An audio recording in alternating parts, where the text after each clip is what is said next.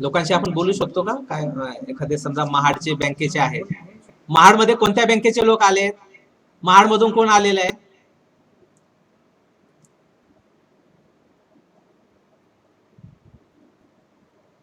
आवाजामध्ये त्यामुळे गडबड नाही होत ना? महाडमधून कोण आलेलं आहे? कोणती बँक महाडची आपली?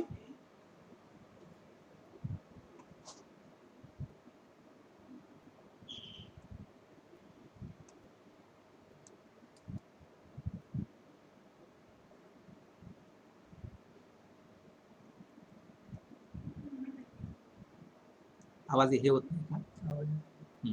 ठीक आहे, माझा आवाज येतोय ना सगळ्यांना? हा, ठीक आहे. पुढे आपण येतोय आता की अंतर्गत नियंत्रणाची वैशिष्ट्ये कोणती आहेत. ठीक आहे, अंतर्गत नियंत्रणाची जी वैशिष्ट्ये आहेत त्यामध्ये आपण आलेलो आहोत. अंतर्गत नियंत्रणाची जी वैशिष्ट्ये आहेत त्यामध्ये जर आपण पाहिलं तर सगळ्यात सुरुवातीला आहे की आधुनिक तंत्रज्ञानाचा वापर आपल्याला करता येतो. आता आधुनिक तंत्रज्ञान आपल्याला माहिती आहे, ईडीपी नावाचा प्रकार आहे, इलेक्ट्रॉनिक, ज्याला आपण डाटा प्रोसेसिंग म्हणतो.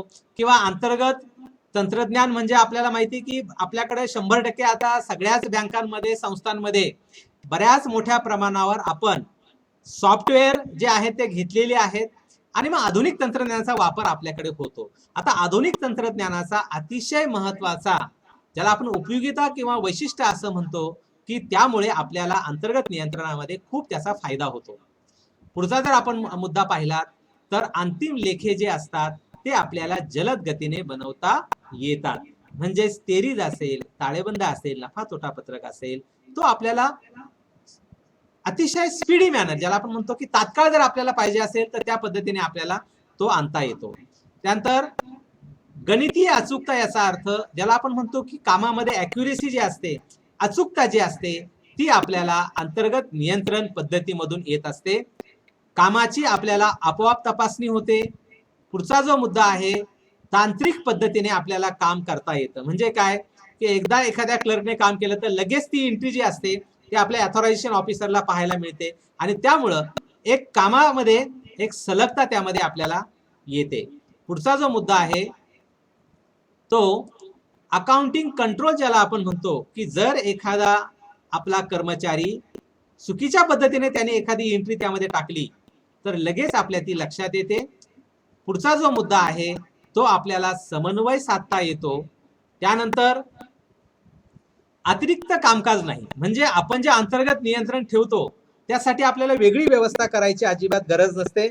त्याचं कारण असं आहे की हे सगळं जे काम आहे ते आपोआप आपल्या दैनंदिन कामकाजामधून होत असतं आणि त्यामुळे चुका कमी होण्यासाठी अंतर्गत नियंत्रण हे आपल्याला अतिशय महत्वाचं आहे. आणि पुढचा जो मुद्दा आहे तो आपण जर पाहिलात तर निर्णय घेण्यास आपल्याला मदत होते. आता निर्णय घेण्यास म्हणजे काय बरं? तर जर आपल्याला असं वाटलं की बाबा किती मुदत ठेवी संपलेल्या आहेत, मुदत ठेवीची तारीख संपलेली आहे, आपल्याला नूतनीकरण करायचं आहे किंवा किती लोकांना आपल्याला संपर्क साधायचा आहे, तर ते आपल्याला जलद गतीने मिळतं. पूर्वी कसं आहे, आपल्याला एखादं रजिस्टर ठेवायला, ड्यू डेट रजिस्टर ठेवावं लागायचं आणि मग आपल्याला आधी ते सगळं रजिस्टर चाळावं लागायचं. हे आता नाहीये. एखाद्या ठेवीची जर मुदत संपत असेल तर आपल्याला तात्काळ लक्षात येतं. त्यानंतर समजा मुदत ठेव तारणार ओढी कर्ज आपण घेतलं तर तशा पद्धतीने ओढी कर्ज दिलं तर ठेवीची पावती, ठेवीची मुदत काय आहे ते आपल्याला आधीच लक्षात आल्यानंतर तात्काळ त्याच दिवशी आपल्याला जमा खर्च करता येतो. सोने तारणाच्या बाबतीमध्ये सुद्धा आपल्याला लगेच व्याज आकारणी असेल किंवा आपल्याला एखादी नोटीस असेल आणि अशा पद्धतीने आपल्याला एखादा निर्णय घेण्यास किंवा कामकाजाचा आढावा घेण्यास अंतर्गत नियंत्रण हे अतिशय महत्त्वपूर्ण आणि समर्पक पद्धतीने त्यामध्ये भूमिका बजावतं. त्यानंतर आपल्याला पुढचा जो मुद्दा आहे, अफरातफर असेल, त्याला आपण म्हणतो अनियमितता असेल, ती आपल्याला त्यामध्ये लक्षात येते. हा अंतर्गत नियंत्रणाचा एक फायदा आहे. त्यामुळे एखादा जर सेवक अप्रामाणिकपणे वागत असेल तर ते सुद्धा त्यामध्ये आपल्याला जलद गतीने लक्षात येतं.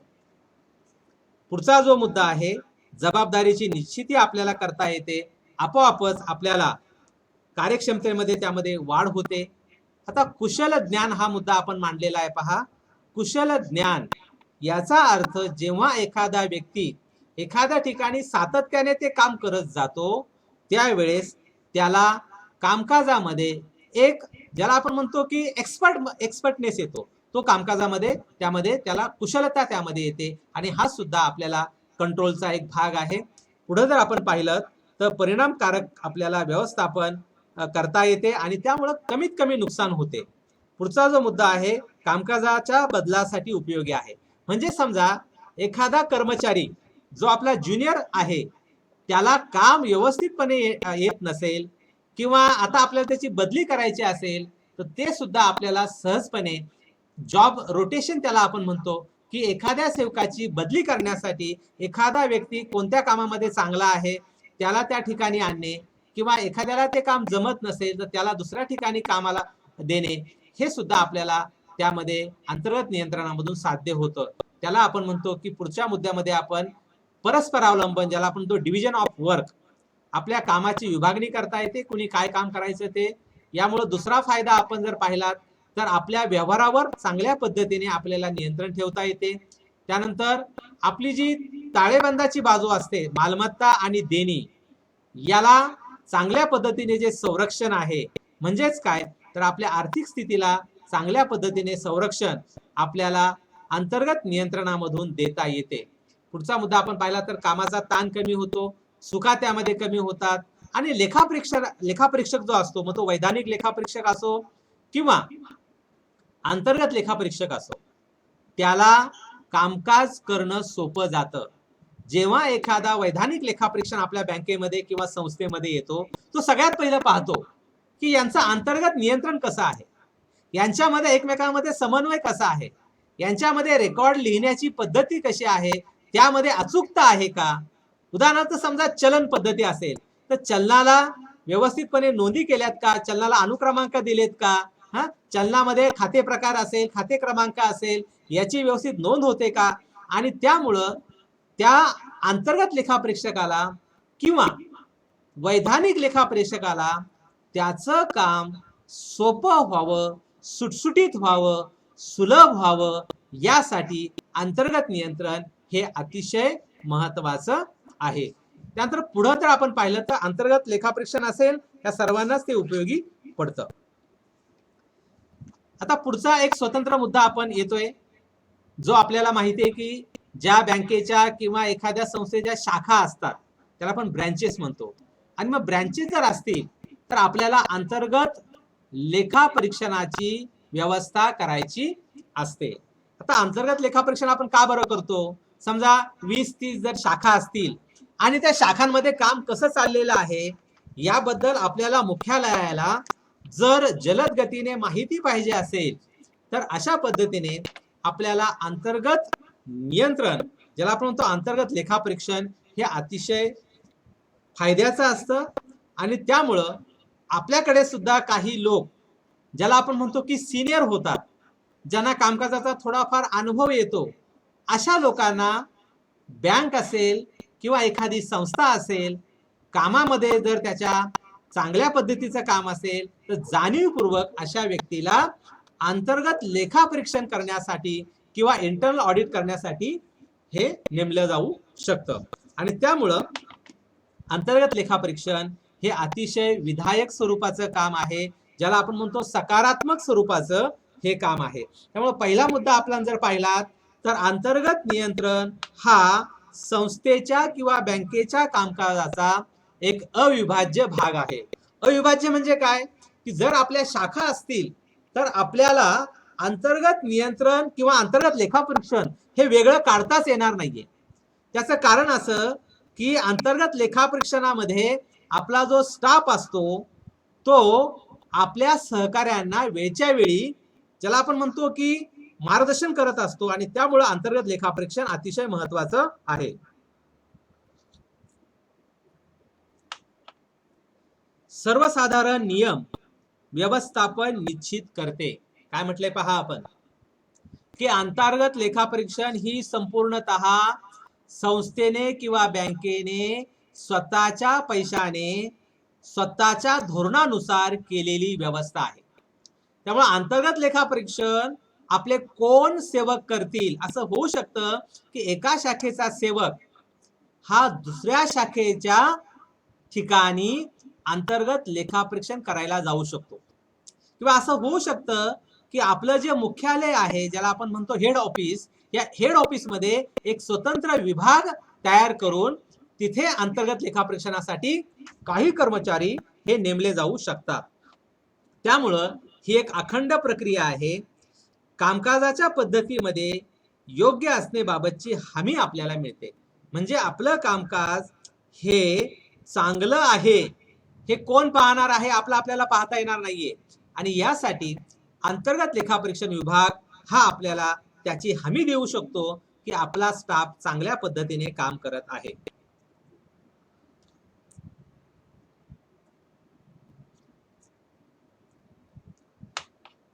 आता पुढचा जो मुद्दा आहे की अंतर्गत लेखापरीक्षणामध्ये आपल्याला सखोलपणे शब्द वापरलाय पहा, ओव्हरऑल.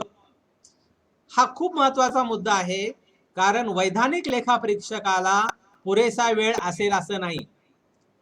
कारण त्याच्याकडे डायरी असते, त्याला उत्तर द्यावं लागतं की साधारणपणे 5 ते 7 दिवसामध्ये वैधानिक लेखापरीक्षण किती मोठी संस्था असो ते आपल्याला पूर्ण करावं लागतं. आणि त्यामुळं वैधानिक लेखापरीक्षकाला काही मर्यादा ठेवून काम करावं लागतं. त्याला बऱ्याच कालावधीपर्यंत 4 महिने 7 महिने त्याचा तशा पद्धतीने लेखापरीक्षण करता येत नाही. मात्र अंतर्गत लेखापरीक्षण ही सतत चालणारी प्रक्रिया आहे. आपल्याला वेळच्या वेळी जाऊन मग ती कर्ज प्रकरणं असतील, ती व्हाउचर्स असतील, त्या ठेवीची प्रकरणं असतील, हे सगळं आपल्याला जे डॉक्युमेंटेशन आहे, मग त्याला आपण म्हणतो की सोने तारणाची कर्ज प्रकरणं किंवा ज्याला आपण म्हणतो की मॉर्गेज असेल, हे सगळं आपल्याला बारकाईनं करता येतं. आणि त्यामुळे हा एक अतिशय चांगला प्रकार आहे. अंतर्गत लेखापरीक्षक साधारणपणे कोण अपॉइंट करतं? तर जी संस्था किंवा बँक असते ती स्वतः होऊन एकतर त्यांचे सेवक तिथे नेमणूक करील, किंवा छोट्या जर बँका असतील, उदाहरणार्थ 1-2 शाखाच आहेत किंवा एकच संस्था आहे, असं होऊ शकतं की हे काम एखादा तटस्थ व्यक्ती, बाहेरील व्यक्ती सुद्धा अंतर्गत लेखापरीक्षकाचं काम करू शकतो. आणि त्यामुळं आपल्याला असं दिसतं की अंतर्गत लेखापरीक्षणामुळं जे गैरप्रकार असतात, अफरातफर असते, ती लवकरात लवकर आपल्याला उघडकीस येते. आता पुढचा जर आपण वेळ किती झाला, वेळ आहे का आपल्याला?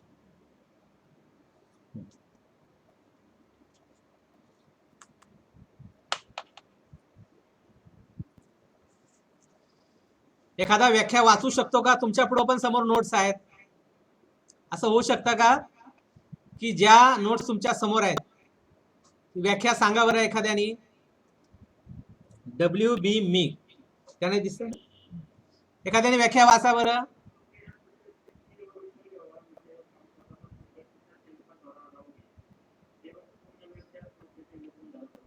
ओके, बरं वाटलं मला. म्हणजे काय असतं माहितीये का, त्याला आपण म्हणतो की जेव्हा आपण एखादं बोलत असतो त्यावेळेस ते 2 वे कम्युनिकेशन झालं पाहिजे. म्हणजे मी जे काय बोलतोय ते आपल्यालाही समजलं पाहिजे आणि आपल्याला समजते की नाही हे मला कळायला पाहिजे. आणि त्याचा एक चांगला फॉर्म्युला म्हणजे आपण समोरच्याला प्रश्न विचारतो. तर यामध्ये जर आपण पाहिलं, मिग या विचारवंतांना असं म्हटलेलं आहे की अंतर्गत लेखापरीक्षण पहिला मुद्दा मांडलेला आहे, ही सातत्यपूर्ण प्रक्रिया आहे. सातत्य म्हणजे काय? कंटिन्युअस चालणारी प्रक्रिया आहे. आणि त्यामधून आपल्याला विविध प्रकारचं, म्हणजे फायनान्शियल असेल, ऑपरेटिंग म्हणजे व्यवस्थापनाच्या स्वरूपातला असेल, व्यवहारातील असेल, त्याच्या कामकाजाचा कोण आढावा घेतं? संघटना किंवा संस्था, म्हणजे आपली जी संस्था आहे त्याचे जे स्टाफ असतो तोच त्याचा आढावा घेतो. पुढे आपल्याला डिक्सी नावाच्या विचारवंताने एक व्याख्या दिलेली आहे, ती कोणीतरी बोला बरं. डिक्सीची व्याख्या कोणीतरी सांगा.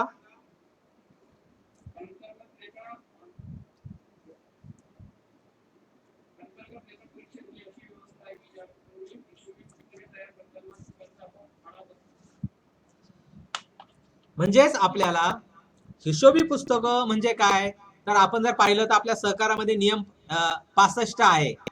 म्हणजे 1961 चे जे 1960 चा कायदा आहे आणि 1961 चे नियम आहेत. आणि यामध्ये नियम 65 मध्ये आपल्याला रेकॉर्ड काय असावं ते सांगितलेलं आहे. आता हे रेकॉर्ड काळजीपूर्वक लिहिलं जातं की नाही, त्यामध्ये काही चुका आहेत का, हे पाहण्याचं काम अंतर्गत लेखापरीक्षकाचं आहे. उदाहरण घ्या बरं, की आपण पाहतो की वार्षिक सभेला जो येत नाही तो आपण काय करतो, किंवा जो आपल्या संस्थेशी व्यवहार करत नाही, बँकेशी व्यवहार करत नाही, त्याला आपण अक्रियाशील सभासद करतो. मग अक्रियाशील सभासद जर एखाद्याला केलं तर आपल्याला त्याला डब्ल्यू फॉर्म मध्ये नोटीस पाठवावी लागते. आता बऱ्याचदा शाखा पातळीवर डब्ल्यू फॉर्मॅट काय आहे हेच आपल्याला माहिती नसतं, आणि त्यामुळं अंतर्गत लेखापरीक्षक हे सांगण्याचा प्रयत्न करतो की नियम 1961 मध्ये ए टू झेड प्रकारचे फॉर्मॅट आहेत, आणि त्यामध्ये डब्ल्यू फॉर्म जो आहे, जो व्यक्ती वार्षिक सभेला येत नाही किंवा आपल्या संस्थेशी एकतर ठेव पण ठेवत नाही किंवा कर्ज पण घेत नाही किंवा एक ग्राहक संस्था असेल तर आपल्याकडून काय खरेदी विक्री करत नाही, तर अशा लोकांना आपल्याला अक्रियाशील सभासद करायचं असतं. आणि हे आपल्याला कोण सांगू शकतं, तर आपला जो अंतर्गत लेखापरीक्षक आहे तो प्रभावीपणे सांगू शकतो, कारण त्याला त्या गोष्टींची माहिती असते आणि त्यामुळं ते महत्वाचं आहे.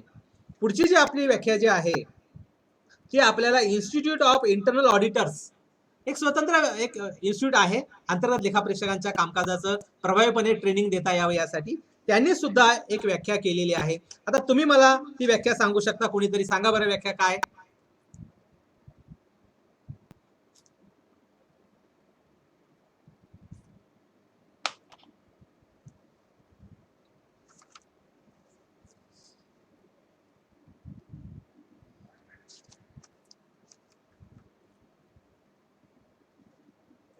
अंतर्गत लेखापरीक्षण म्हणजे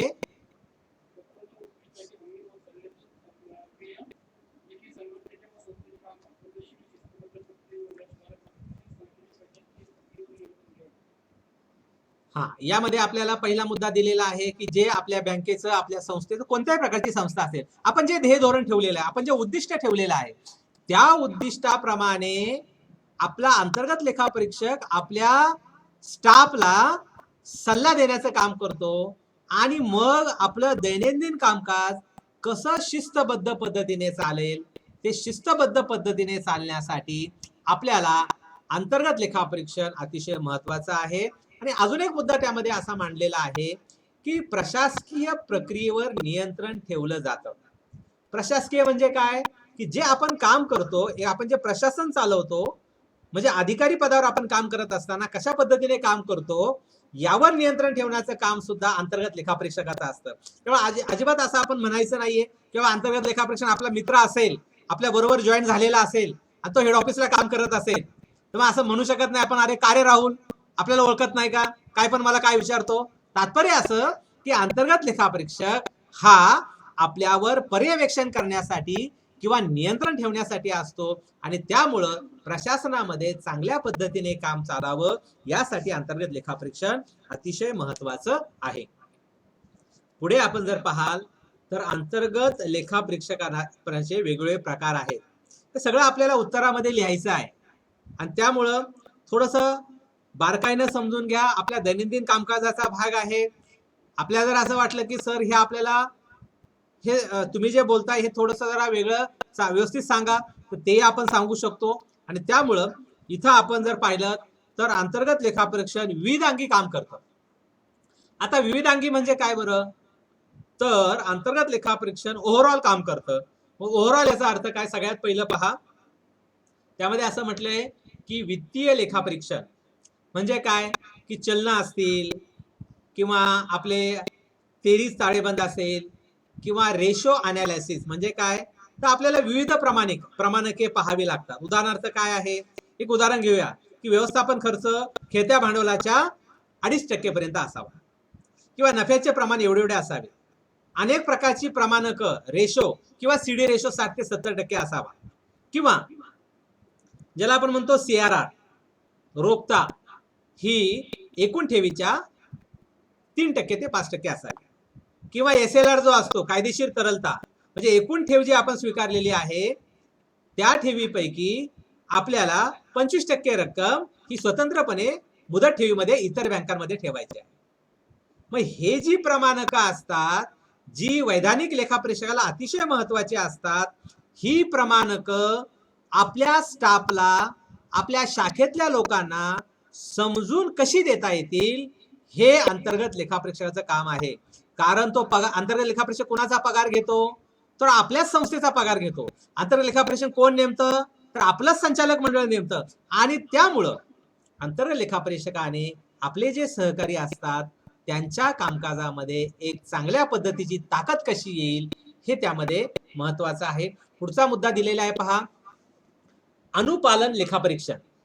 आता अनुपालन याचा अर्थ काय बरं, तर जी काही संस्था असेल, बँक असेल, कायदा, नियम, पोट नियम किंवा रिझर्व्ह बँकेची काही सर्क्युलर्स असतात ती वेळच्या वेळी येतात. उदाहरणार्थ ग्राहकांच्या बाबतीमध्ये जे आपले कस्टमर असतात, कस्टमर केअर कशी घ्यावी, KYC च्या नोंदी कशा काळजीपूर्वक कराव्यात, आणि याबद्दल वेळच्या वेळी समजा आपली एखादी बँक असेल तर रिझर्व्ह बँकेचं नियंत्रण असतं, त्यांची आपल्याला विविध प्रकारची आपल्याला सर्क्युलर्स येत असतात. मग आपल्याला समजा उदाहरण घ्या की नागरी बँकांना एक नवीन सर्क्युलर आले गेल्या 2-3 वर्षामध्ये की customers right related to the human rights. तर मानव अधिकार काय आहेत आपल्या ग्राहकांचे. उदाहरणार्थ एखादा ग्राहक अंध असेल, अपंग असेल, वयोवृद्ध असेल, तर त्याला आपण घरी जाऊन सेवा द्यायची आहे, किंवा एखादा अपंग असेल त्याला, आणि आपली जर बँक किंवा संस्था पहिल्या मजल्यावर असेल तर आपण 4 पायऱ्या खाली उतरून आपण त्याला सेवा द्यायची आहे. आता हे सगळं कशामध्ये येतं, तर रिझर्व्ह बँकेची वेळच्या वेळी आपल्याला सर्क्युलर्स येतात. हे सर्क्युलर कोण सांगणार आपल्याला समजावून, कारण दैनंदिन काम करताना आपले जे सेवक असतात रोजच्या कामकाजामध्ये थकून जातात. काउंटरवर काम असतं, त्याला पासिंग ऑफिसरला भरपूर काम असतं, आपल्या मॅनेजरलाही तेवढंच काम असतं, त्याला रिपोर्टिंग करायचे असतात, माहित्या हेड ऑफिसला सादर करायच्या असतात. मग एक मात्र आहे की अंतर्गत लेखापरीक्षक हा जो असतो तो आपल्या सेवकांना, आपल्या शाखेतल्या लोकांना अतिशय व्यवस्थितपणे आपले मुद्दे मांडू शकतो आणि त्या पद्धतीने गाईडलाईन ही देऊ शकतो. आणि त्यामुळे कायदा, नियम, पोटनियमाचं पालन होतं की नाही हा सुद्धा महत्वाचा मुद्दा त्यामध्ये आहे. आता ऑपरेशनल ऑडिट शब्द वापरले. ऑपरेशन म्हणजे काय, की दैनंदिन जे आपलं काम चालतं ते कामकाज कसं होतंय हे सुद्धा अंतर्गत लेखापरीक्षक हा आपल्या स्टाफला, आपल्या शाखेतल्या लोकांना, आपल्या संस्थेच्या लोकांना समजावून सांगतो. त्यानंतर आहे माहिती प्रणाली, ज्याला आपण म्हणतो मॅनेजमेंट इन्फॉर्मेशन सिस्टीम, की आपल्याला माहिती आहे वेगळ्या प्रकारचे फॉर्मॅट असतात. उदाहरण तुम्हाला एक देतो की वसुली अधिकारी जर आपल्या बँकेनं नेमला तर त्यानं काय कामकाज केलेलं आहे याची माहिती व्यवस्थापक हा निबंधकांना देणार आहे. हे आपल्याकडे प्रपत्र एक स्वतंत्र एक फॉर्मॅट कुणी बनवलाय, सहकार खात्यानं बनवलाय. मग ही माहिती ही व्यवस्थापकाला वेळच्या वेळी देता येईल असं नाही, किंवा त्या संबंधी जास्त माहिती त्याला असेल असं नाही. हे काम अंतर्गत लेखापरीक्षकाचं आहे. म्हणजे अंतर्गत लेखापरीक्षक हा बुद्धिमानच असला पाहिजे, की अंतर्गत लेखापरीक्षकाला काउंटरवर काम जमत नाही, पासिंग ऑफिसरचं काम जमत नाही, मग चला इंटरनल ऑडिटला द्या. हे जर केलं तर आपली संस्था प्रगती पथावर जाणार नाही. आणि त्यामुळं ज्याला इंटरनल ऑडिटर नेमलेला आहे त्यांनी अतिशय सूक्ष्म अभ्यास केला पाहिजे. मग तो कायदा असेल, परिपत्रक असतील, नियम असतील, विविध प्रकारचे कायदे असतील.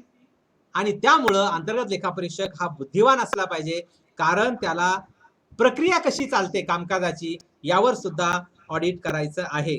पुढचा जो मुद्दा आहे व्यवस्थापन लेखापरीक्षण. त्यानंतर पुढचा जो मुद्दा आहे माहिती प्रणाली आणि माहिती तंत्रज्ञान लेखापरीक्षण. आता माहिती तंत्रज्ञान म्हणजे आपल्याला माहिती आहे IT. आता IT मध्ये आपण EDP ऑडिट नावाचा प्रकार, EDP ऑडिट आपलं होत असतं, आणि यामध्ये आपलं सॉफ्टवेअर कसं आहे, त्यामध्ये काही त्रुटी आहेत का, याबद्दल सुद्धा मुख्यालयाच्या वतीने, ज्याला आपण म्हणतो हेड ऑफिसच्या वतीने, अंतर्गत लेखापरीक्षक कुणाचा प्रतिनिधी आहे, तर अंतर्गत लेखापरीक्षक हा मुख्यालयाचा प्रतिनिधी आहे. अंतर्गत लेखापरीक्षक कुणाचा प्रतिनिधी आहे, तर अंतर्गत लेखापरीक्षक हा संचालक मंडळाचा प्रतिनिधी आहे. कारण अंतर्गत लेखापरीक्षक कुणाला जबाबदार आहे, अंतर्गत लेखापरीक्षक त्याचा अहवाल एकतर आपल्या सीओना देईन. सीओ म्हणजे कोण, मुख्य कार्यकारी अधिकारी, किंवा त्याला आपण म्हणतो कार्यकारी संचालक, किंवा त्याला आपलं नवीन नाव काय आलंय, कार्यलक्षी संचालक. म्हणजे अंतर्गत लेखापरीक्षक एकतर कार्यलक्षी संचालक यांना रिपोर्ट देईल, नाहीतर डायरेक्टली संचालक मंडळाच्या सभेत सुद्धा अंतर्गत लेखापरीक्षक आपलं म्हणणं मांडेल. तेव्हा अंतर्गत लेखापरीक्षक हा बुद्धिमान असला पाहिजे, त्याला समन्वयाची ताकद असली पाहिजे, त्याला समजूतदारपणा असला पाहिजे, समोरच्या व्यक्तीला आपलं म्हणणं, कायदा, नियम, पोटनियम समजावून सांगण्याची ताकद त्यामध्ये असली पाहिजे. आणि त्यामुळे माहिती तंत्रज्ञान त्यामध्ये महत्वाचं आहे. पुढचा मुद्दा आहे की अंतर्गत लेखापरीक्षणाची उद्दिष्टे काय आहेत, हे आपल्याला आपल्या उत्तरामध्ये लिहायचं आहे. त्यामुळं अतिशय मुद्देसूद तुम्हाला मांडलेले. बऱ्याचदा असं होतं की इंग्लिशमध्ये मांडताना मराठी माणसांना अडचणी येतात, आणि त्यामुळे आपल्या ज्या भगवती मॅडम आहेत, आपल्या ज्या कोऑर्डिनेटर, त्यांनी आपल्याला ही विनंती केली की सर, आपल्या विद्यार्थ्यांना आपले जे ट्रेनी असतील त्यांना मराठीमध्ये नोट्स दिल्या तर उत्तरे लिहायला सोपं होईल, आणि त्यासाठी तुम्हाला ही सगळी मी व्यवस्था केलेली आहे. आणि त्यामुळं यामध्ये मला असं वाटतं की सोप्या भाषेत मी मांडले, पण जर आपल्याला वाटलं तर मध्ये आपण म्हणू शकता की सर, आपल्याला याबद्दल थोडीशी माहिती सांगा. त्यामुळे पुढचा मुद्दा आहे की उद्दिष्टे काय आहेत. चला बरं, आपण एक एक उद्दिष्ट घेऊयात, आपल्याकडूनच त्याची माहिती घेऊयात. सांगा बरं, पहिलं उद्दिष्ट काय आहे? अंतर्गत लेखापरीक्षणाचं पहिलं उद्दिष्ट काय आहे?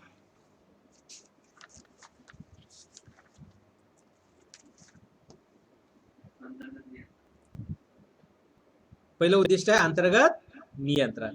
ओके, ते कंट्रोल करायचं आहे. दुसरं उद्दिष्ट आहे, दुसरं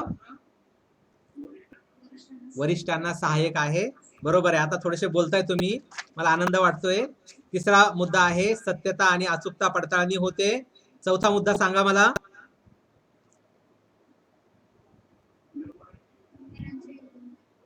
व्यवहाराचे.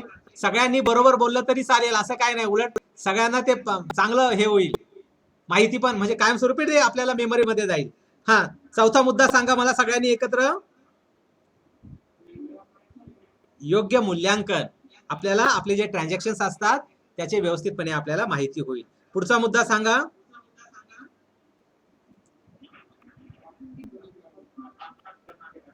कामकाज प्रणालीचा आढावा, म्हणजे संस्थेमध्ये कामकाज कसं चाललेलं आहे, ते प्रोसिजर कशी आहे, व्यवस्थित काम करतायत का नाही, याचा आढावा घेता येतो. पुढचा मुद्दा आहे सातत्यपूर्ण संस्था सेवकाद्वारा चालविलेले कार्य. हे कंटिन्युअस प्रोसेस आहे. आता तेचपणा येणार आहे आपल्या उत्तरामध्ये सुद्धा, तुम्ही लिहिताना तोचपणा होणार आहे, आणि काही हरकत नाहीये, कारण मुद्दे काही जास्त बदलत नाही. इंटरनल कंट्रोल म्हटले की एका शब्दात आपल्याला सांगता येतं, आपल्या सेवकांवर नियंत्रण ठेवणे, चांगलं कामकाज करणे, सर्व ओव्हरऑल ऑडिट, ओव्हरऑल निरीक्षण करणे. मात्र त्यामध्ये पुढचा जो मुद्दा आपण केलेला आहे तो अंतर्गत लेखापरीक्षणाचे महत्व. त्यामध्ये पहिला आपण म्हटलंय की स्वतंत्र निष्पक्ष ऑडिट करणे. दुसरा मुद्दा आहे कायमस्वरूपी चालणारी प्रक्रिया आहे, अंतर्गत लेखापरीक्षण कधी थांबत नाही. हा, वैधानिक लेखापरीक्षण वर्षातून एकदा येतील, 8 दिवस करतील, 15 दिवस ऑडिट करतील, पण हे सातत्याने आहे. म्हणजे इंटरनल ऑडिट कसं असलं पाहिजे, दर 3 महिन्याने असलं पाहिजे, हरकत नाहीये. एकदम वर्षांनी जर इंटरनल ऑडिटर गेला आणि 100 पानं त्यांनी लिहिली तर त्याला इंटरनल ऑडिट म्हणत नाहीत. इंटरनल ऑडिट कशासाठी असतो, तर त्यानं चुका दुरुस्त करायच्या असतात, त्यानं चुका जगासमोर मांडायच्या नसतात. तर आपण इंटरनल ऑडिटचं काम करत असाल आपल्या बँकेच्या वतीनं, संस्थेच्या वतीनं, आपलं काम काय आहे, चुका दुरुस्त करणे, रेक्टिफाय करणे. म्हणजे जो आता आपल्याकडे वैधानिक लेखापरीक्षक येणार आहे त्याला कामकाजामध्ये अडथळा येऊ नये, हे आपलं महत्वाचं काम आहे, की ही आपली त्यामध्ये भूमिका आहे. पुढचा जो मुद्दा आहे तो मुख्य कार्यकारी अधिकारी किंवा संचालक मंडळाचे नियंत्रणाखाली तो काम करतो. म्हणजे अंतर्गत लेखापरीक्षणाला कोण विचारणार आहे, एखाद्या शाखेचा व्यवस्थापक विचारणार नाहीये काय चाललंय, काय काम करता. मग अंतर्गत लेखापरीक्षणाचा बॉस कोण आहे, व्यवस्थापक हा बॉस होऊ शकत नाही शाखेचा. का, तर एकाच व्यक्तीवर दुहेरी नियंत्रण ठेवलं तर काम होत नाही. मग अंतर्गत लेखापरीक्षकाला कोण विचारेल, तर एकतर आपल्या संस्थेचा कार्यकारी संचालक किंवा मुख्य कार्यकारी अधिकारी, ज्याला आपण म्हणतो की हेड ऑफिसला बसलेले आहेत मुख्य कार्यकारी अधिकारी, ते विचारू शकतात. किंवा दुसरा जो व्यक्ती आहे ते आहे आपले संचालक मंडळ किंवा ऑडिट समिती जर आपण नेमली असेल तर ती प्रश्न विचारू शकते. म्हणजे अंतर्गत लेखापरीक्षण कुणाच्या नियंत्रणाखाली आहेत, तर एकतर संचालक मंडळाच्या किंवा सीओच्या. वास्तववादी आणि कडक लेखापरीक्षण त्यामध्ये होत असतं. पुढचा जो मुद्दा आहे संपूर्ण लेखा प्रणालीची अचूक आणि प्रभावी मूल्यांकन करता येते. म्हणजे अकाउंटिंग सिस्टीम जी आहे त्यामध्ये अचूकता आपल्याला आणता येते. पुढचा जो मुद्दा आहे सर्व विभागाचे कोणत्याही कार्याची तपासणी होते. म्हणजे इंटरनल ऑडिटरला तुम्ही अडवू शकत नाही की हे कशाला पाहता, हा लॉकर रजिस्टर कशाला पाहिजे, सोने तारण्याच्या पिशव्या मोजायच्याच का तुम्हाला, काय गरज आहे, हा आपण राव एकत्र जॉईन झालो, अजिबात नाही. मग जे काही काम करायचं आहे त्याला जर असं वाटलं की मला काही ठिकाणी व्हिजिट द्यायची आहे, स्पॉट व्हेरिफिकेशन करायचं आहे, त्याला जर असं वाटलं की बाबा हा जो तुम्ही मूल्यांकन दाखला दिलेला आहे, जसं आपण म्हणतो की एखाद्या मेडिकल शॉपला आपण कर्ज दिलं तर आपण कसं देतो, तर 100 रुपयाचा माल असेल तर आपण 50 रुपये कर्ज देतो. मग खरंच तेवढ्या वस्तू त्या दुकानात आहेत का, हे इंटरनल ऑडिटर जाऊ शकतो. त्यामुळे त्याला आपण असं म्हणू शकत नाही की यार काय करायचं, थोडक्यात पहा ना काहीतरी, काय आम्हाला आमच्यावर काही विश्वास नाही का. आणि त्यामुळं आपलं जे इंटरनल ऑडिट आहे ते अचूक आणि प्रभावी मूल्यांकन करणार आहे आणि ते सर्व विभागाचं ऑडिट करणार आहे. पुढचा जो मुद्दा आहे जोखीम मालमत्ता, त्याला आपण म्हणतो रिस्क ॲसेट.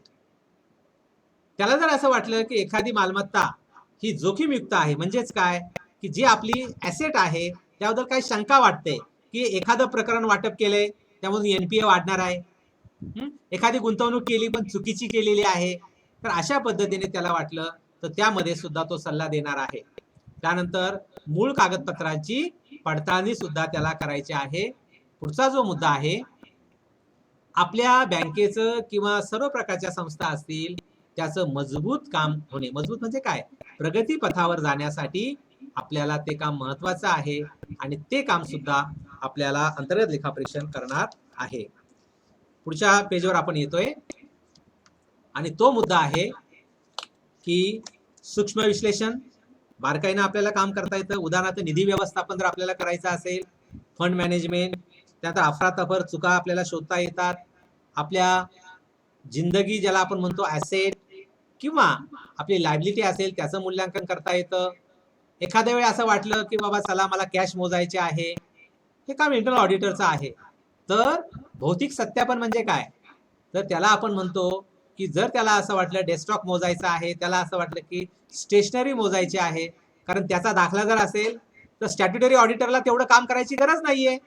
समजा इंटरनल ऑडिट जर चांगला असेल आणि त्याने जर दाखला दिलेला असेल की बाबा डेस्कटॉप बरोबर आहे, तर जो वैधानिक लेखापरीक्षक आहे त्याचं काम सोपं होणार आहे.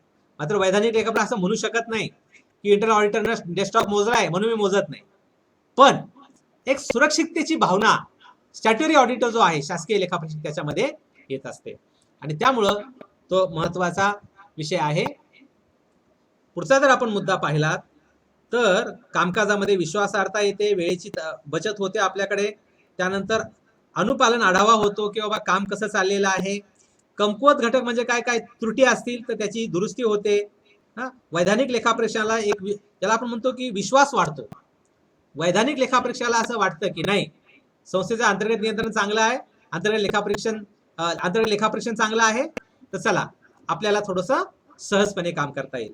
आणि त्यामुळं जे काही रेकॉर्ड आहे ते अंतर्गत लेखापरीक्षण पाहतो. धनादेशाचे व्यवहार कसे आहेत, त्याला आपण म्हणतो स्थगित खातं असतं, डेड अकाउंट असतं, ज्या खात्यावर व्यवहार होत नाहीत, किंवा केवायसी व्यवस्थित केलंय का, किंवा एखादी ग्राहक संस्था असेल तर खरोखर खरेदी विक्री व्यवस्थित होते का, की खराब माल ठेवलेला आहे आणि त्याचं मूल्यांकन ताळेबंदात केलेलं आहे, हे पाहणं महत्वाचं आहे. किंवा एखादी वाहन असतं फोर व्हीलरचं, त्याची सारखी सारखी दुरुस्ती करायची, तो खर्च लावायचा, टायर बदलायचे, मेकॅनिककडे वाहन न्यायचं, पुन्हा तो खर्च लावायचा. आणि हे काम असतं की अंतर्गत लेखापरीक्षक जे आपल्या संस्थेचा आर्थिक निधी आहे त्याचा दुरुपयोग तर होत नाही ना, हे सुद्धा त्यामध्ये पाहत असतो.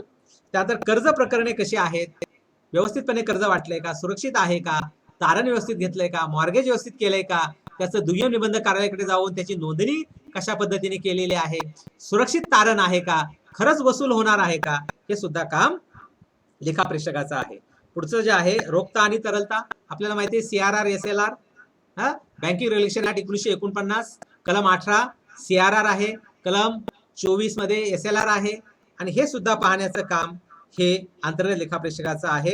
एनपीए खूप महत्वाचा मुद्दा आहे. बऱ्याचदा असं होऊ शकतं की एनपीए चुकीचा काढतात, एनपीएचा चुकीचा काढल्यामुळं तशा पद्धतीनं नफा तोट्यावर सुद्धा परिणाम होतो. बरीच लोक काय करतात की एनपीए तरतूद जादा करून ठेवतात, म्हणजे काय हो, तर तेवढाच आपला नफा कमी करायचा, हा सुद्धा चुकीचा प्रकार आहे. काही लोक एनपीए तरतूद कमी करतात का तर नफा वाढावा, जास्त डिव्हिडंड द्यावा. आणि त्यामुळं बुडीत कर्ज निधी हा सगळ्यात महत्वाचा, ज्याला आपण आत्मा जरी म्हटलं आपल्या ताळेबंदाचा, तर तो बुडीत कर्ज निधी आहे. बुडीत कर्ज निधी जेवढा कमी होईल तेवढी आपली संस्था प्रगतीपथावर जाणार आहे. जेवढी वसुली, आता तुम्ही मला सर आता हे लॉकडाऊन मध्ये वसुलीच होत नाही, हे लॉकडाऊनचे 3-4 महिने हे सोडून द्या. या मुद्द्यावर आपण आपण काय करतोय, थेरॉटिकल बोलतोय, म्हणजे सिद्धांत ज्याला आपण म्हणतो, जे आपल्याला पेपरमध्ये लिहायचं आहे. आणि त्यामुळं पेपरच्या लिहिण्याच्या दृष्टिकोनातून आपल्याला, ज्याला आपण म्हणतो की थेरी जी आहे ती थेरी आपल्याला समजून घ्यायची आहे. प्रॅक्टिकल आपल्याला विषय नाही, आपल्याला मार्क जास्तीत जास्त मिळावेत हा आपला प्रमुख मुद्दा आहे. आणि त्यामुळं इथं आपण जर पाहिलं तर एनपीए व्यवस्थापन खूप महत्वाचं आहे. पुढं ताळमेळ पत्रक. ताळमेळ पत्रक म्हणजे काय, त्याला आपण रिकन्सिलेशन म्हणतो. शाखा आणि मुख्यालय यांचा जो जमा खर्चाचा मेळ आहे तो जमतोय की नाही हे सुद्धा काम आपलं आहे. त्यानंतर माहिती प्रणालीचा आढावा घेणे. बऱ्याच प्रकारचे टॅक्स असतात, जीएसटी व्यवस्थित आकारलाय की नाही, इन्कम टॅक्स व्यवस्थित आकारलाय की नाही, अशा पद्धतीनं आपल्याला अंतर्गत लेखापरीक्षक हा आपल्या संस्थेला किंवा आपल्या बँकेला काही मोलाचं मार्गदर्शन करू शकतो. आणि त्यामध्ये मग एक शेवटचा मुद्दा आपण टाकलाय की मुख्यालय आणि शाखेस तो आपला अहवाल हा देत असतो. पुढचा जर आपण मुद्दा पाहिला तर हा सुद्धा आपल्या उत्तरामध्ये लिहिण्याचा मुद्दा आहे, म्हणजे यावर आपल्याला प्रश्न विचारला जाऊ शकतो. तो काय मुद्दा आहे पहा, अंतर्गत लेखापरीक्षण आणि वैधानिक लेखापरीक्षण म्हणजे काय, गव्हर्नमेंट ऑडिट, ह्या दोन्हीमध्ये फरक काय. आता या दोन्हीमध्ये फरक जर आपण पाहिला, आपण एखादा सांगाल का, मला सांगा बरं, एखादा सहजपणे सांगा, काय सांगता येईल की अंतर्गत लेखापरीक्षण आणि वैधानिक लेखापरीक्षण यामध्ये काय फरक असेल. आपल्या समोर नोट्स आहेतच, पण आपल्या मनाने सांगा, आपल्या रोजच्या कामकाजाचा भाग. अंतर्गत लेखापरीक्षण आणि शासकीय लेखापरीक्षण यामध्ये फरक काय आहे.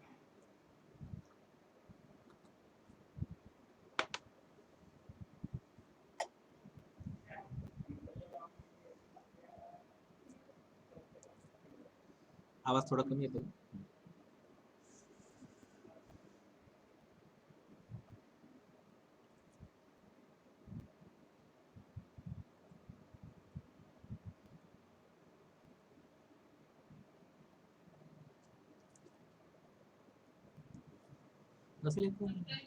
हा बोला, हा बोला बोला. हा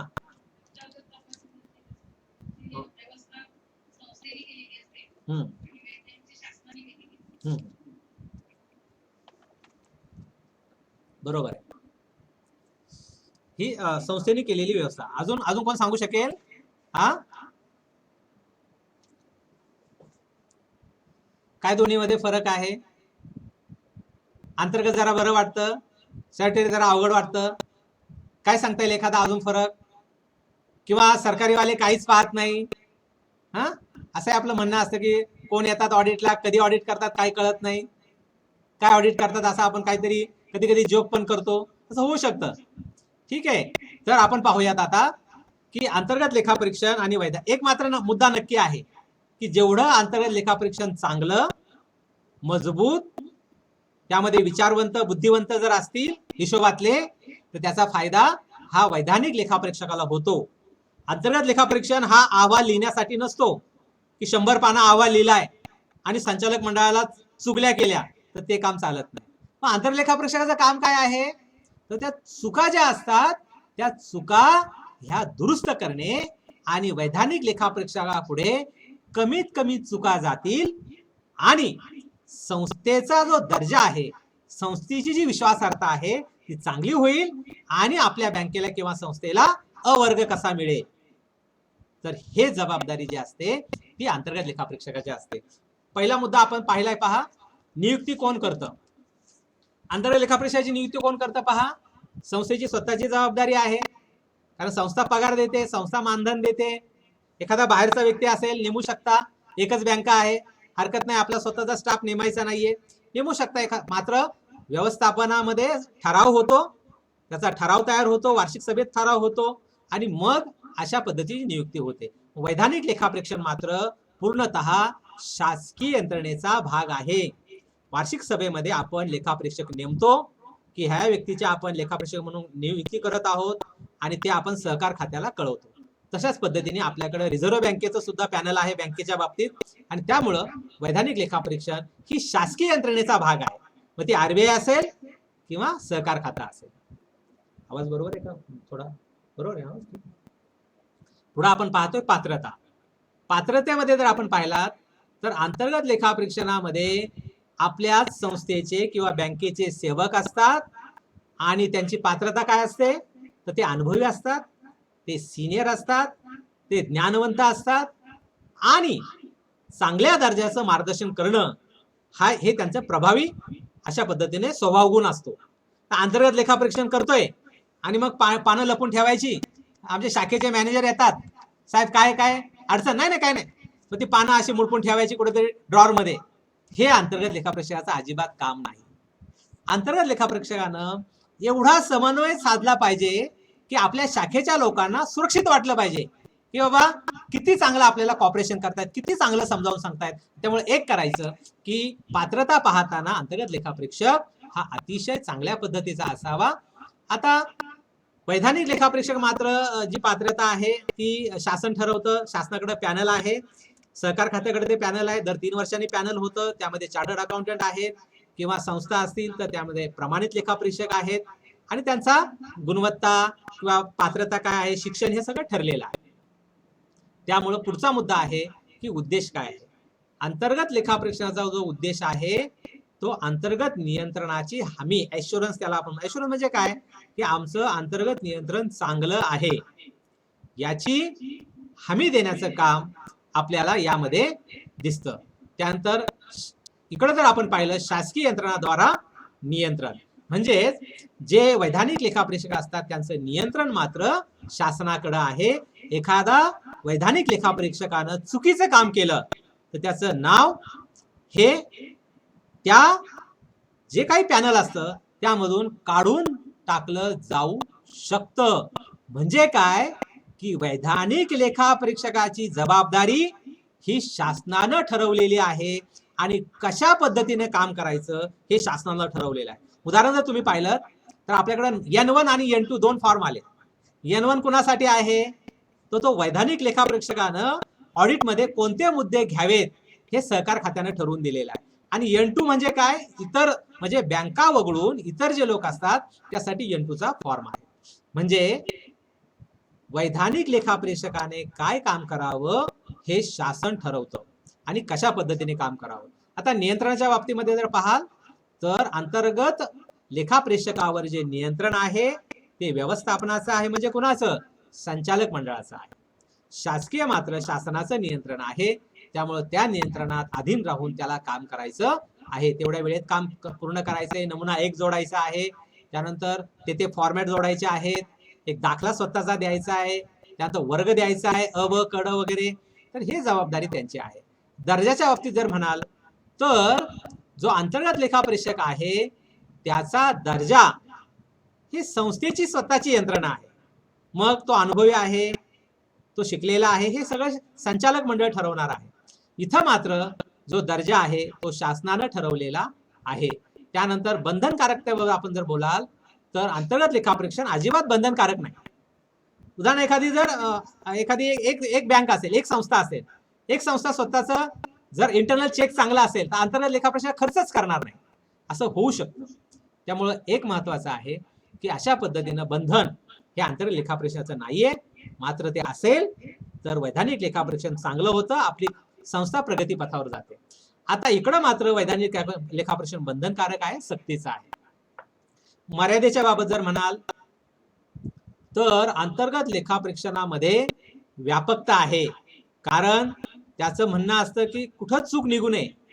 कर्ज प्रकरणं तपासायची, चलनं तपासायची, काही कर्ज वाटप केले ते कसे गेले ते स्पॉट व्हेरिफिकेशन करायचं. त्याचं कारण असं की वैधानिक लेखापरीक्षकाच्या मुद्द्यांमध्ये काही निघू नये, हे त्याचं काम आहे. पुढे जे आहे ते मोबदला जर म्हणाल तर अंतर्गत लेखापरीक्षक जे मानधन असतं ते संचालक मंडळ देतं. किंवा समजा पगारावर जर असेल तर जो व्यवस्थापकाचा साधारण पगार असतो, सिनियर ऑफिसरचा जो पगार असतो तोच पगार आपल्याकडं त्या ऑफिसरला पण दिला जातो. म्हणजे इकडचा सिनियर ऑफिसर तिकडे अंतर्गत लेखापरीक्षक असू शकतो. त्यामुळे पगार जो आहे तो संपूर्णतः आपली संस्था ठरवते. आणि पुढचा जो मुद्दा आहे तो ही अंतर्गत लेखापरीक्षण व्यवस्था ही सल्ला देणारी आहे. म्हणजे काय की ही चूक झाली ही दुरुस्त करा. इकडं मात्र वैधानिक लेखापरीक्षण हे सक्तीचं आहे आणि चुका झाल्या तर त्याचा अहवालामध्ये समावेश होणार आहे. पुढचा मुद्दा जर आपण पाहिलात तर अंतर्गत लेखापरीक्षकाला वार्षिक सभेला उपस्थित राहण्याचा अधिकार नाही, कारण ती एक छोटीशी यंत्रणा आहे आणि त्यामुळं वैधानिक लेखापरीक्षण मात्र एक हक्क आहे त्याचा. तो नमूद केलेला आहे कलम 81 नियम 69 मध्ये सहकार कायद्यात की वार्षिक सभेला वैधानिक लेखापरीक्षण उपस्थित राहतो आणि त्याच्या ऑडिट रिपोर्ट संबंधी त्याचं म्हणणं तो मांडतो, तो त्याचा अधिकार आहे. आणि अहवाल सादर जर आपण म्हणाल तर व्यवस्थापनाला इंटरनल ऑडिटर अहवाल सादर करतो. इकडं मात्र अहवाल जो असतो तो रजिस्ट्रार जे असतात त्यांना एक दिला जातो आणि रिझर्व्ह बँकेला असेल त्या यंत्रणेला अहवाल हा सादर केला जातो. ठीक आहे, यामध्ये काही आपल्याला शंका वाटली तर विचारा, कारण आपल्याला पुढचा टॉपिक घ्यायचा आहे. काय वाटतंय का यामध्ये विचारा. आपलं कम्युनिकेशन होऊ शकतो तशी व्यवस्था आपल्या इन्स्टिट्यूटने केलेली आहे. हे माझ्या लक्षात येते की सगळं मध्ये काही लोक बोलतायत म्हणजे याचा अर्थ व्यवस्था आहे. तर एखादं काय आपल्याला वाटलं, काही सिनियर मंडळी समोर दिसत आहेत, एखादा ज्युनियर पण असेल की त्याला असं वाटतं की थोडक्यात 2 ओळी सांगा सर, किंवा सर हा मुद्दा मला समजला नाही, तर आपण बोलू शकता.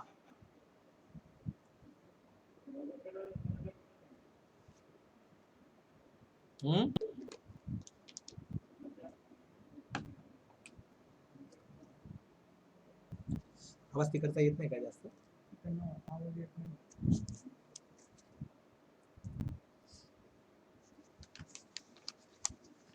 किती लोक? 30च आहेत.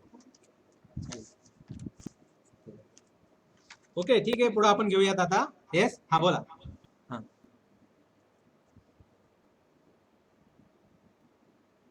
कुणाला काय म्हणायचंय? आता जे काय आपण बोललोय अंतर्गत नियंत्रण व अंतर्गत लेखापरीक्षण.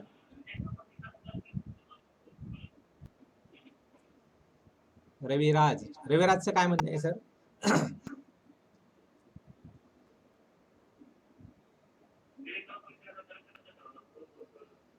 हा, तर लेखापरीक्षा जो दर्जा आहे त्यासाठी आपल्या बँकेला म्हणा, संस्थेला म्हणा, जी गुणपत्रिका असते ती दिली जाते. उदाहरणार्थ कॅमल्स रेटिंग त्याला आपण म्हणतो. आता कॅमल्स रेटिंग हा जो मुद्दा आहे, आपला जर लेखापरीक्षण अहवाल पाहिला तर भांडवल पर्याप्तता, त्यानंतर जिंदगी गुणवत्ता, पहिला आहे कॅमल्सचा CAMELS, म्हणजे भांडवल कसं आहे, सी म्हणजे भांडवल, त्यानंतर ऍसेट कशी आहे, ऍसेट म्हणजे काय, कर्ज वाटप कसं आहे, मॅनेजमेंट कसं आहे, त्यानंतर त्याला आपण इंटरनल कंट्रोल म्हणतो, त्यानंतर नफा वाटणी, नफा ज्याला पण तो कमवण्याची क्षमता कशी आहे, आणि अशा पद्धतीने कॅमल्स रेटिंग जे आहे, आणि शेवटी व्यवस्थापन यस म्हणतो आपण त्याला, सिस्टीम. तर या सगळ्याचा परिपाक म्हणजे आपल्याकडे गुणपत्रिका आपण बनवतो.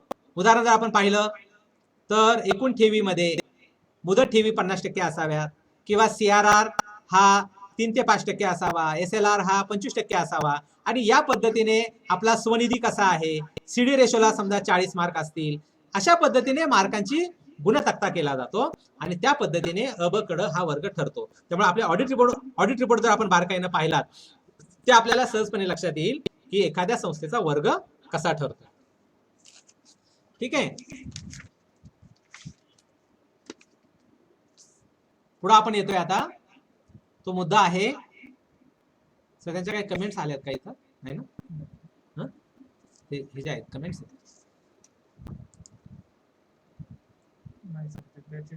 ओके ठीक आहे, ओके ठीक आहे. ठीक आहे, लेखापरीक्षण कार्यक्रम. आता सहजपणे लेखापरीक्षण कार्यक्रम म्हणजे काय असं बोलायचं झालं तर याला म्हणतो आपण ऑडिट प्रोग्राम. आता हे कुणाचं काम आहे, तर जो लेखापरीक्षण करत असतो, समजा 20 शाखा, आता जिल्हा बँकेचा आपल्याकडं पुणे जिल्हा बँकेचे प्रतिनिधी आहेत. आपल्या किती शाखा आहेत सांगा बरं पुणे जिल्हा बँकेच्या? सहजपणे जिल्हा बँकेचा आहे ना, किती? 298 शाखा, 298 शाखा. तर या शाखांचं नियंत्रण करायचं म्हटल्यावर जे चार्टर्ड अकाउंटंट जे आहेत, वैधानिक लेखापरीक्षक, ते काय करतात, एक ऑडिट प्रोग्राम बनवतात. आता तात्पुरतं असं समजा की तुम्ही संस्थेचे वैधानिक लेखापरीक्षक आहात आणि तुम्हाला आपल्या 200 शाखांचं काम करून घ्यायचंय किंवा 50 शाखांचं काम करून घ्यायचंय. एकटा माणूस तर करू शकत नाही. मग जो मुख्य लेखापरीक्षक आहे त्याचा दृष्टिकोन कसा आहे त्यावर लेखापरीक्षण कार्यक्रम ठरणार आहे. कारण हे काम आपण दुसऱ्याला देतो. दुसरा म्हणजे कोण? आपल्या मदतीला जो स्टाफ आहे, जो आपला असिस्टंट आहे, त्याला आपण कामाची विभागणी करतो. आज जर तुम्ही जिल्हा बँकेत पाहिलं तर मोठे मोठे रिटायर्ड ऑफिसर हे लेखापरीक्षणाला चार्टर्ड अकाउंटंट साठी मदत करतात. मग हे काम करत असताना तुमच्या काय भूमिका आहे किंवा किती तुम्ही दुसऱ्यांना काम देताय, कसं मोकळेपणानं बोलताय, त्यावर लेखापरीक्षण कार्यक्रम ठरतो. म्हणजे आपल्या स्टाफ कडून, त्याला आपण म्हणतो ऑडिट असिस्टंट, लेखापरीक्षण करणाऱ्या 200 शाखांचा जो स्टाफ वेगळा जाणार आहे. कारण चार्टर्ड अकाउंटंट जो मुख्य लेखापरीक्षक तो 200 ठिकाणी जाणार नाहीये, तो हेड ऑफिसलाच बसणार आहे. मग आपले सहकारी किंवा आपले असिस्टंट 200 किंवा 298 शाखांमध्ये जाऊन त्यांनी कसं काम करावं यासाठी आढावा घेऊन, सगळ्या लोकांचा आढावा घेऊन अशा पद्धतीने लेखापरीक्षण कार्यक्रम ठरवला जातो, जेणेकरून वेळेमध्ये आपलं काम पूर्ण होईल. कोणत्या बाबी आपण पाहिल्या, कोणत्या पाहिल्या नाहीत, यासाठी आपल्याला ऑडिट डायरी ठेवावी लागते. ऑडिट डायरी म्हणजे काय? समजा एखादा मॉर्गेज आहे पण ते मॉर्गेज तुम्हाला पाहायला मिळालं नाही, तुम्ही तुमच्या डायरीमध्ये लिहा.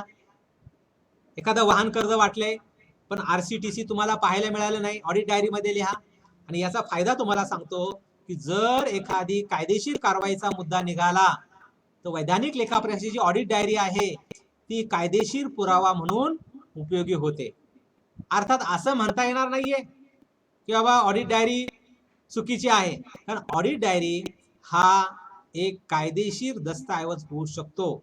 आणि त्यामुळे जे आपले सहाय्यक असतात, जे आपले असिस्टंट असतात, ते सगळेजण ऑडिट डायरी ठेवतात की आपण काय पाहिलं. समजा आता प्रोसिडिंग बुक पाहिला आपण, सभा वृत्तांत, मग दर महिन्याच्या सभा व्यवस्थित होत आहेत का, तिथं सह्या केलेल्या आहेत का, त्यानंतर समजा रोख शिल्लक मोजताना काय अडचण आली का, किंवा डे बुक पाहताना 100 रुपयाचं चलन आहे, 1000 रुपये आहे, किंवा काहीतरी डिलीट केलंय, डिलीट चुकीचं वाटतंय, मग ऑडिट डायरीमध्ये तो मुद्दा लिहायचा आहे. त्यामुळे आपल्याला लेखापरीक्षण नोंदवही अशी आपल्याला एक शॉर्ट नोट येऊ शकते. एक छोटी आपल्याला एखादी जर शॉर्ट नोट आली परीक्षेला तर यामध्ये ऑडिट डायरी हा आपल्या लेखापरीक्षण कार्यक्रमामध्ये जे आपले सहाय्यक लेखापरीक्षक असतात, मुख्य लेखापरीक्षकाला जे मदत करणारे असतात, त्यांना मदत करणाऱ्या लोकांनी काय काम केलं त्या ऑडिट डायरीमध्ये लिहावं लागतं. पहा बरं, आता आपण लेखापरीक्षण कार्यक्रम म्हणजे काय त्याचं खूप व्यवस्थितपणे मांडणी केले. प्रत्येक शब्दाला महत्त्व द्या. आपल्या परीक्षेमध्ये त्याचा अर्थ लिहिण्याचा प्रयत्न करा. आपलं उत्तर हे सुटसुटीत लिहा.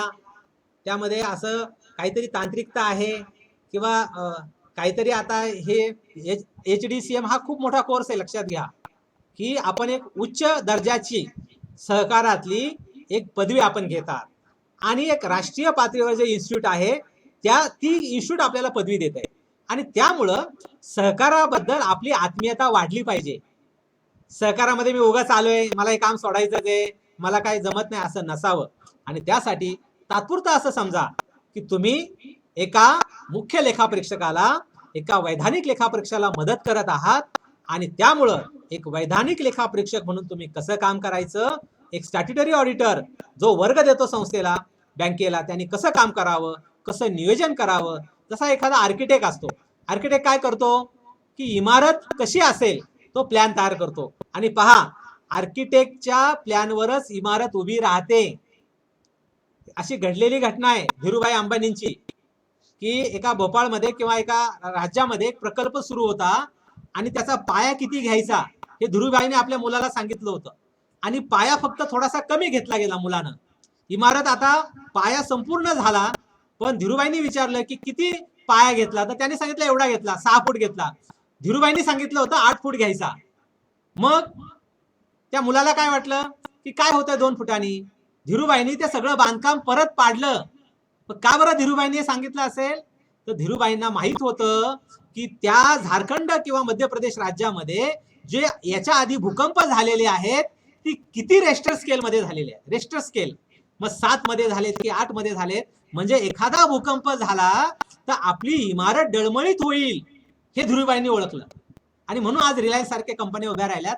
तात्पर्य असं की लेखापरीक्षण कार्यक्रमामध्ये आपण जे आता काम करणार आहोत, एखाद्या आपण जिल्हा बँकेचं उदाहरण घेतलं की 298 शाखा आहेत आणि मुख्य लेखापरीक्षकाला काय सगळीकडे लक्ष ठेवता येत नाहीये, किंवा महाभारतामधला संजय नाहीये तो की जसं धृतराष्ट्र विचारतात महाभारतामध्ये संजयाला, सांग युद्धभूमीवर काय चाललंय, हा सांग निमगाव केतकी शाखेत काय चाललंय, का सांग कोराळ्यामध्ये काय चाललंय, हा सांग आता बिगर शेती विभागाला काय चाललंय, असं विचारणार आहे का? नाही विचार. का वापगावला काय चाललंय, जुन्नरला काय चाललंय? अजिबात नाही. तिथं काही संजय नाहीये. त्यामुळं संजय कोण आहे तर ऑडिट स्टाफ आहे. संजय कोण आहे तर ऑडिट असिस्टंट आहे. आणि त्यामुळं त्याचं काम आपण पाहतोय. पहा, आपण शब्द मांडणी केलेली आहे, अतिशय व्यवस्थित मांडणी केली. पहा, विचारपूर्वक शब्द पहिलाच मांडलाय, म्हणजे फार घाई करायची नाही. लोकांची सल्ला घ्यायचा, लोकांना विचारायचं की बाबा कुणाला काय काम आवडते. तर एखाद्याला डेस्कटॉप पाहणं आवडत नाही, त्याला डेस्कटॉप द्यायचा.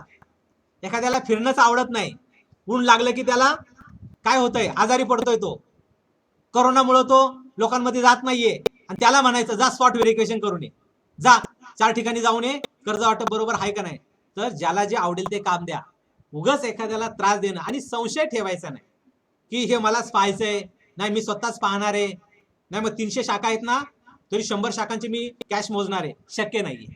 त्यामुळं काही भरोसा ठेवा आपल्या स्टाफवर. आणि त्यामुळं जेवढा स्टाफमध्ये आणि तुमच्यामध्ये ट्रस्ट म्हणतो आपण, विश्वास असेल ना, तेवढा तुमचा लेखापरीक्षण कार्यक्रम चांगला होईल आणि तुम्हाला चांगलं काम करता येईल. त्यामुळे शब्द आपण मांडणी केली, विचारपूर्वक, परिपूर्ण पद्धतीने, उद्दिष्ट ठेवून, शिस्तबद्ध पद्धतीने, दक्षतापूर्वक, पूर्वनियोजन, ह्या प्रत्येक शब्दावर तुम्हाला खूप परीक्षेला लिहिता येणार आहे. पहा, आणि पूर्वनियोजन असं केलं आपण, त्याला प्री प्लॅनिंग म्हणतो आपण.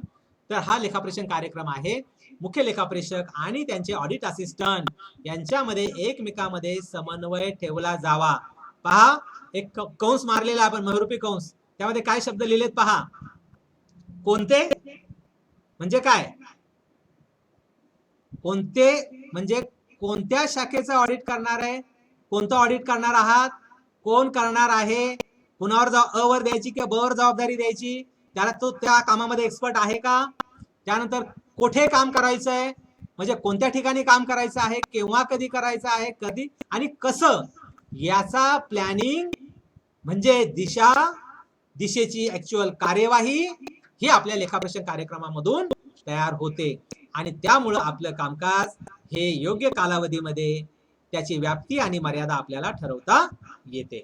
पुढचा जो मुद्दा आहे, जे अकाउंटिंग स्टँडर्ड आहेत, यावर आपल्याला स्वतंत्र लेक्चर आहे, आपल्या सिलेबसचा तो भाग आहे. आपल्या सिलेबस मध्ये ते नाहीये, मात्र तुम्हाला वेगळं अकाउंटिंग स्टँडर्ड आहे. त्याला आपण म्हणतो अकाउंटिंग एस, आपण म्हणतो की अकाउंटिंग स्टँडर्ड A1, 2. तर या पद्धतीने आपल्याला माहिती आहे, आता नवीन चार्टर्ड अकाउंटंट इन्स्टिट्यूटनं आपल्याला ते स्टँडर्ड दिलेलं आहे. आणि त्यामुळे त्या स्टँडर्ड प्रमाणे काम होतं की नाही, आपलं ऍसेट आणि लायबिलिटीज याचं मूल्यांकन कसं करायचं, याचं आपल्याला नियोजन लेखापरीक्षण कार्यक्रमामध्ये होतं. आता ऑडिट डायरी जी असते, ती ऑडिट डायरी ही प्रत्येक सेवकाने, म्हणजे काय, जो मुख्य लेखापरीक्षकाला मदत करतो त्या प्रत्येक सेवकाने ऑडिट डायरी ठेवणं आवश्यक आहे, कारण तो वर्षीचा पुरावा आहे. पुढचा जो मुद्दा आहे, त्यामध्ये पुढील काळातील होणारे लेखापरीक्षण कार्यक्रम पथदर्शक असून कर्मचाऱ्यांचा समन्वय आणि एकात्मता निर्णय व्हावी म्हणून यासाठी लेखापरीक्षण कार्यक्रम आहे.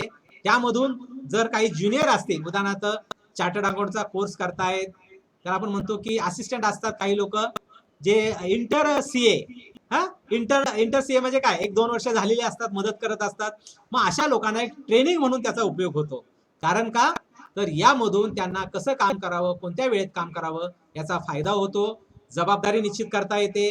जर एखाद्याला कामकाजात बदल करायचा असेल, उदाहरणार्थ एखाद्याला इंटरेस्ट नाही स्पॉट व्हेरिफिकेशनला, तो म्हणतो मला चलन द्या, मला वाउचर द्या फक्त.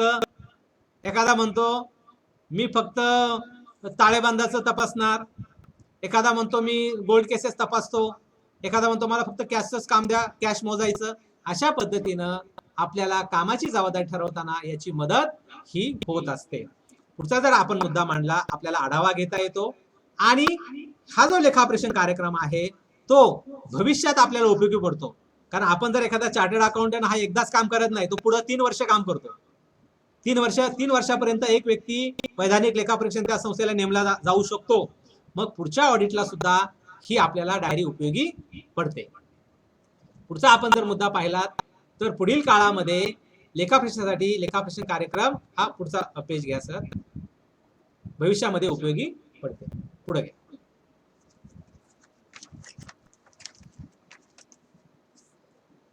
याची उद्दिष्टे जे आहेत ते आपण आता पाहतोय. लेखापरीक्षण कार्यक्रमाची एक मध्ये समन्वय, कामकाजामध्ये कोऑर्डिनेशन म्हणतो. आपल्या सगळ्या स्टाफमध्ये कोऑर्डिनेशन आलं पाहिजे, सुपरविजन केलं असलं पाहिजे, मूल्यांकन आपल्याला करता आलं पाहिजे, कागदपत्रांची पडताळणी आपल्याला करता आली पाहिजे.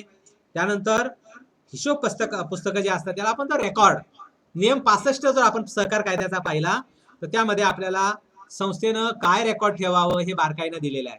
त्यामुळे 1961 जे नियम आहेत त्यातला नियम 65 जर आपण बारकाईनं वाचला त्यामध्ये असं दिसतं, मालमत्ता रजिस्टर, इन्व्हेस्टमेंट रजिस्टर असेल, जे नमुना, आय नमुना, J1, J2, जेवण आपलं झालेलंच असेल पण हा वेगळा प्रकार आहे. J1 आणि J2 म्हणजे काय, तर क्रियाशील सभासद, अक्रियाशील सभासद. त्यानंतर आय नमुना आपल्याकडे आहे. जर एखाद्याला कर्ज वाटप केलं स्थावर मालमत्तेवर तर L फॉर्म आहे. एखाद्याने इतर ठिकाणी कर्ज घेतलंय का त्यासाठी L, त्या K नमुना आहे. हे सगळं जे असतं हिशोबी पुस्तकं हे याची पडताळणी करणं हे त्यामध्ये महत्वाचं आहे. पुढे जर आपण पाहिलं तर मालमत्ता व देणी, त्याला आपण म्हणतो ऍसेट अँड लायबिलिटी, त्याचं मूल्यांकन हे वैशिष्ट्य आहे. योग्य अकाउंटिंग स्टँडर्ड हे ऑडिट मध्ये पाहिलं जातं कार्यक्रमामध्ये, योग्य वेळेमध्ये. आणि एनर्जी म्हणजे कारण नसताना नको तो त्रास होऊ नये लोकांना आणि आपल्या योग्य नियंत्रण ठेवावं यासाठी ते महत्वाचं आहे. पुढचा 8वा मुद्दा खूप महत्वाचा पहा, की आपल्याला जो अ ब क ड वर्ग ठरतो त्या वर्गाचं गुणांकन करण्यासाठी लेखापरीक्षण कार्यक्रम हा अतिशय महत्वाचा आहे. विविध प्रकारच्या व्यवहाराची काळजीपूर्वक तपासणी आपल्या ऑडिट स्टाफला करता येते. कारण ऑडिट स्टाफला विचारूनच काम दिलेलं असतं. एखादा ऑडिट स्टाफ म्हणतो की मला स्पॉट व्हेरिफिकेशन करायचंय, कर्ज वाटप व्यवस्थित झाले का नाही मला पाहायला जायचंय, त्याला ते काम दिलं जातं. एखादा म्हटलं की नाही मला व्हाउचर्स तपासायचे आहेत. आता मला सांगा, एक उदाहरण घ्या जिल्हा बँकेचं. समजा एखाद्या शाखेला आपण ऑडिटला गेलो, एक कॅशबुक जे असतं, डेबुक त्याला आपण म्हणतो, ते कुणाला लागणार आहे पहा. डेबुकचा वापर व्हाउचर मध्ये पण पडणार आहे. डेबुकचा वापर एखादा खर्च तपासतो त्यालाही पाहावा लागणार आहे. डेबुकचा वापर एकाच वेळी जो आपल्याला असं दिसतं की काही प्रवेश फी मिळालेली आहे तेरीच पाहायचं असेल त्यालाही डेबुक लागणार आहे. मग एक डेबुक हे आपण 4 ठिकाणी कसं वाटणार, त्यामुळे आपण प्रोग्राम बनवतो. प्रोग्राम मध्ये काय आपण बनवणार, सगळ्यात पहिली चलनं पहा. मग आपण म्हणतो की सेव्हिंगची चलनं अ व्यक्तीनं पहा, करंटची यानी पहा, इतर चलनं यानी पहा. याला म्हणतात लेखापरीक्षण कार्यक्रम. आता समजा कर्ज वाटप, मग आपण म्हणतो की चला जे मॉर्गेजचं आहे तू पहा, विना तारणी कर्ज यांनी पहा. यामुळे काय होतं, तर कामकाजामध्ये तेच काम येत नाही. तो म्हणतो अरे मी पण ते काम केलं, तो म्हणतो अरे मी पण ते केलं, अरे डबल एंट्री पडली, डबल टिक पडली. तर ही टिक वर्क जे आहे, टिका मारण्याचं जे काम आहे ते व्यवस्थित पार पाडलं पाहिजे. आणि आपला जर गोंधळ असेल ऑडिटर मंडळींचा तर संस्था पण गोंधळती, आपली बँक पण गोंधळती, शाखा पण गोंधळती. अरे काय ऑडिट करतात हे लोक, तेच विचारतात. असं भाडे करार फाईल त्यांना दाखवली ना मी, नाही मला परत पाहिजे. कारण का, तर मला हे आता जनरल लेजर मधलं पाहायचंय, किती भाडं दिलं. अहो सर त्यांनी पाहिली ना. आणि त्यामुळं लेखापरीक्षण कार्यक्रम हा जर आपण व्यवस्थित बनवला तर आपल्या कर्मचाऱ्यांमध्ये समन्वय निर्माण होतो. पुढचा मुद्दा आहे की प्रगतीपथ आढावा आपल्याला घेतो. आढावा कोण घेणार आहे, मुख्य लेखापरीक्षक जो हेड ऑफिस मध्ये बसलेले आहेत, चीफ ऑडिटर जे ओरिजिनल चार्टर्ड अकाउंटंट आहेत, जे अनुभवी आहेत, ते आपल्या स्टाफचा आढावा त्यामध्ये घेऊ शकतात. आणि त्यासाठी लेखापरीक्षण कार्यक्रम उपयोगाचा आहे. कुणाचा आढावा घेणार आहेत पुढच्या मुद्द्यात पहा, ज्या ऑडिट असिस्टंट असतात त्यांचा आढावा घेतात. पुढचा मुद्दा आहे आपले जे ऑडिट असिस्टंट असतात त्यांना मार्गदर्शन मिळतं. त्यानंतर प्रशिक्षणाची संधी त्यांना मिळते की आपल्याला काय काम करायचं आहे, आपल्याला कोणतरी विचारणार आहे. मग आपल्याला वाटतं की बाबा चीफ ऑडिटर काय विचारणार आहे. चीफ ऑडिटरनं काम वाटून दिलंय, त्याला माहिती आहे की कर्ज प्रकरण हा व्यक्ती तपासतोय. त्यामुळं जर एखाद्याला असं वाटलं की एखाद्या चीफ ऑडिटरला प्रश्न विचारायचा आहे तर तो प्रश्न त्यामध्ये विचारू शकतो. पुढचा आपण जर मुद्दा पाहिला तर क्वालिटी कंट्रोल आपण पाहतोय, त्यामध्ये गुणवत्तेवर नियंत्रण ठेवता येतं आणि हे सगळं जे आहे यामुळं आपल्या कर्मचाऱ्यांना एक प्रशिक्षणाची संधी उपलब्ध होते. पुढचा मुद्दा आपण येतोय आता लेखापरीक्षण कार्यक्रमाचे प्रकार. आता लेखापरीक्षण कार्यक्रमाचे दोनच प्रकार आहेत. एक म्हणजे कठीण आणि कठीणच्या उलट काय आहे तर ते आहे लवचिक.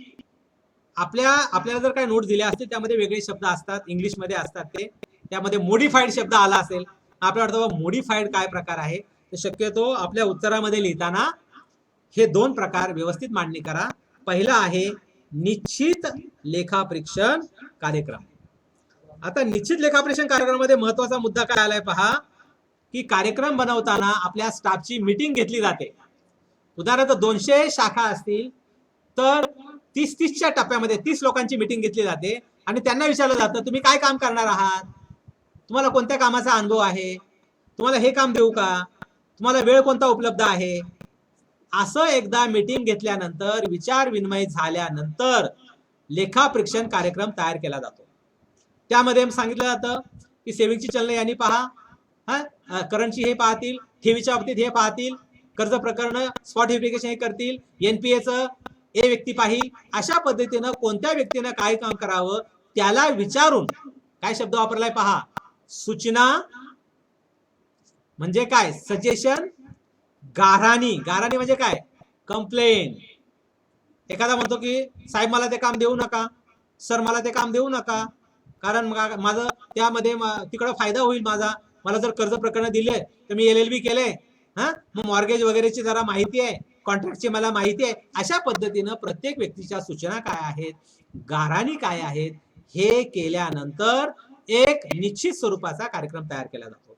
मात्र एकदा निश्चित स्वरूपाचा कार्यक्रम तयार केला की मग कुणी जरी म्हटलं की आता मला हे काम नको, तर मात्र चुकीला माफी नाही. तात्पर्य असं की निश्चित स्वरूपाच्या कार्यक्रमामध्ये आपल्याला अजिबात बदल करता येत नाही एकदा झाल्यानंतर. ज्यावेळेस कार्यक्रम बनवत असतो त्यावेळेस तुम्ही तुमचे सजेशन द्या. आणि त्यामुळं एक आपण तोटा पण लिहिलाय पहा, की निश्चित कार्यक्रमामध्ये काय होतंय की जबाबदारी निश्चित होते, बदल करता येत नाही. तोटा काय पहा त्याचा, निश्चित फिक्स ऑडिट प्रोग्राम मुळे ते अशास्त्रोक्त पद्धत आहे, ही अनसायंटिफिक पद्धत आहे. अनसायंटिफिक म्हणजे काय, एखादा आजारी पडला नाही त्याला काम करता येत, एखादा रजेवर गेला, MCOM ची परीक्षा देतोय, CA चा फायनलची पेपर देतोय, नाही त्याला जमलं तर त्याला ते काम पूर्णच करावं लागतं. म्हणजे एक मानसिक तणाव निर्माण करणारं काम होऊ शकतं. त्यामुळे ते अव्यावहारिक आहे, ते छळवादी आहे. छळवादी म्हणजे काय, किती काम पूर्ण केलं, कोणतं काम केलं, किती टक्के काम पूर्ण केलं, टक्केवारी सांगा. म्हणजे हे निश्चित लेखापरीक्षण कार्यक्रम हा जणू काय एखादं एक यंत्र बनवल्यासारखं आपल्याला दिसतं. आणि मनुष्य काही यंत्र नाहीये, मनुष्याला स्वतःच्या भावना आहेत, फिलिंग्स आहेत, डिझायर्स आहेत, इमोशन्स आहेत. Man is not a cog of machine, he having certain feelings, certain emotions, certain desires. So it is need you shall be consider the desire and emotions of the people. आणि त्यामुळं बरोबर निश्चित कार्यक्रमाचा उलटा प्रकार आहे तो आहे लवचिक लेखापरीक्षण कार्यक्रम. पहा बरं, लवचिकचा अर्थच आपल्याला त्यामध्ये समजतो. लवचिक म्हणजे काय, काय म्हटले त्यामध्ये, तर कार्यक्रमामध्ये इच्छेनुसार, कुणाची इच्छा आहे, बँकेच्या स्टाफची इच्छा नाहीये, तर इच्छा आपला जो ऑडिट असिस्टंट आहे त्याची इच्छा काय आहे,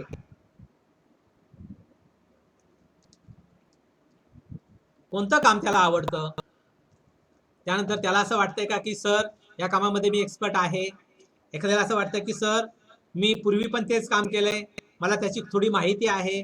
एखादा शारीरिक क्षमता म्हणजे काय, ज्याला बाहेर जाण्याची भीती वाटते, जो उन्हात गेला की आजारी पडतो, त्याला जर आपण स्पॉट व्हेरिफिकेशनचं काम दिलं तर तो आजारी पडणार. मग काम वाटप करताना त्याची शारीरिक क्षमता कशी आहे, त्याची बौद्धिक क्षमता कशी आहे हे पाहून आपण त्याला काम दिलं पाहिजे. त्याला आपण म्हणतो फ्लेक्झिबल ऑडिट कार्यक्रम. आता आपण पुढच्या पेजवर येतोय. लेखापरीक्षण कार्यक्रमाचे फायदे काय असतात. पहिला मुद्दा आहे, लेखापरीक्षण कार्यक्रम केल्यामुळे आपल्याला खात्री पटते की आपण एवढ्या वेळेत काम पूर्ण करू. आपण शब्द देतो संचालक मंडळाला की तुमची वार्षिक सभा कधी आहे, ते म्हणतात 27 सप्टेंबर. तुम्हाला आमचा वैधानिक लेखापरीक्षण अहवाल, एक समरी म्हणतो आपण त्याला, गोषवाऱ्यासह एक गोषवारा आम्ही तुम्हाला 25 सप्टेंबरला देतो आणि फायनल ऑडिट रिपोर्ट तुम्हाला महिन्यानी देतो. हा शब्द कोण देतं? तो जो मुख्य लेखापरीक्षक आहे तो शब्द देतो. आणि मग शब्द देण्यासाठी काय प्रमाण आहे? तर लेखापरीक्षण कार्यक्रम हे प्रमाण आहे की माझा स्टाफ काम करणार आहे, 298 शाखेमध्ये जाणार आहे आणि त्यांचे अहवाल वेळेत सादर करणार आहे. पुढचा मुद्दा आहे की लेखापरीक्षण कर्मचाऱ्यांचे कौशल्य आणि क्षमता हे त्यामध्ये विभाजन करता येतं. कामकाजाचं जे डिस्ट्रीब्युशन आहे, म्हणजे आपल्याला म्हणतो श्रम विभागणी जी आहे ती आपल्याला ती करता त्यामध्ये येते. त्यानंतर आपल्याला जबाबदारी निश्चित करता येते. तर कोणी काय काम करायचं, उत्तरदायित्व, अकाउंटबिलिटी म्हणतोय काय, एखाद्याने ते काम केलं नाही त्यामध्ये आपण त्याला जबाबदार धरतो की तुला हे काम दिलेलं होतं, एवढे टक्के तुला करायचं होतं, ही व्हाउचर्स तू तपासले नाहीत, यावर मला टिक दिसत नाहीये, असं होऊ शकतं. आणि त्यामुळं आपल्या कार्यक्षमतेमध्ये वाढ ही करण्यासाठी मुख्य लेखापरीक्षक लेखापरीक्षण कार्यक्रम तयार करतात. त्यामुळे कामकाजामध्ये सातत्य राहते. पुढचा मुद्दा आहे की यामध्ये मिसअंडरस्टँडिंग राहत नाही, की आपल्याला जे काम दिलेलं आहे ते आपण पूर्ण केलं असेल, आपण ऑडिट डायरी ठेवली असेल तर फक्त ऑडिट डायरी आपल्या मुख्य लेखापरीक्षकांच्या समोर ठेवा की सर मी हे असं असं पाहिले, एवढं चलनं होती, मी 20% चलनं पाहिले. अशा पद्धतीनं तुमच्या कामकाजामध्ये मिसअंडरस्टँडिंग जे म्हणतो ते राहत नाही. पुढचा जो मुद्दा आहे, कामकाजामध्ये समन्वय येतो, कामकाजाची पुनरावृत्ती होत नाही, कामकाजामध्ये प्रगती ज्याला म्हणतात ती प्रगती सुद्धा त्यामध्ये होत असते.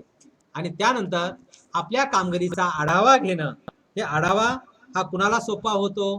तर जे मुख्य लेखापरीक्षक असतात त्यांना आपल्या कामकाजाचा आढावा हा घेता येतो. पुढे आपण पाहतोय लेखापरीक्षण नोंदवही, हा सुद्धा आपल्या प्रोग्रामचाच भाग आहे लेखापरीक्षण कार्यक्रमाचा. यामध्ये आपल्याला ज्या गंभीर चुका आढळतात त्या आपण त्यामध्ये लिहित चला. उदाहरणार्थ एखादा व्हाउचर पाहायला मिळालं नाही, उदाहरणार्थ एखादा खर्च हा कॅपिटल एक्सपेंडिचर आहे, म्हणजे काय की समजा 1000 रुपयाची खुर्ची घेतली, मग खुर्ची कुठे जाईल तर मालमत्तेला जाईल. ती जर नफा तोटा पत्रकात टाकली तर ते रेव्हेन्यू एक्सपेंडिचर आहे. मग रेव्हेन्यू एक्सपेंडिचर आणि कॅपिटल एक्सपेंडिचर यामध्ये योग्यता आहे की नाही हे पाहण्याचं काम सुद्धा आपल्याला लेखापरीक्षण कार्यक्रमानुसार योग्य पद्धतीने करता येतं. पुढे आपण पाहतोय आढाव्यानुसार आपल्याला कामकाजामध्ये बदल करता येतो. लेखापरीक्षण कार्यक्रमामध्ये बदल करायचा आहे तो आपल्याला त्यामध्ये करता येतो.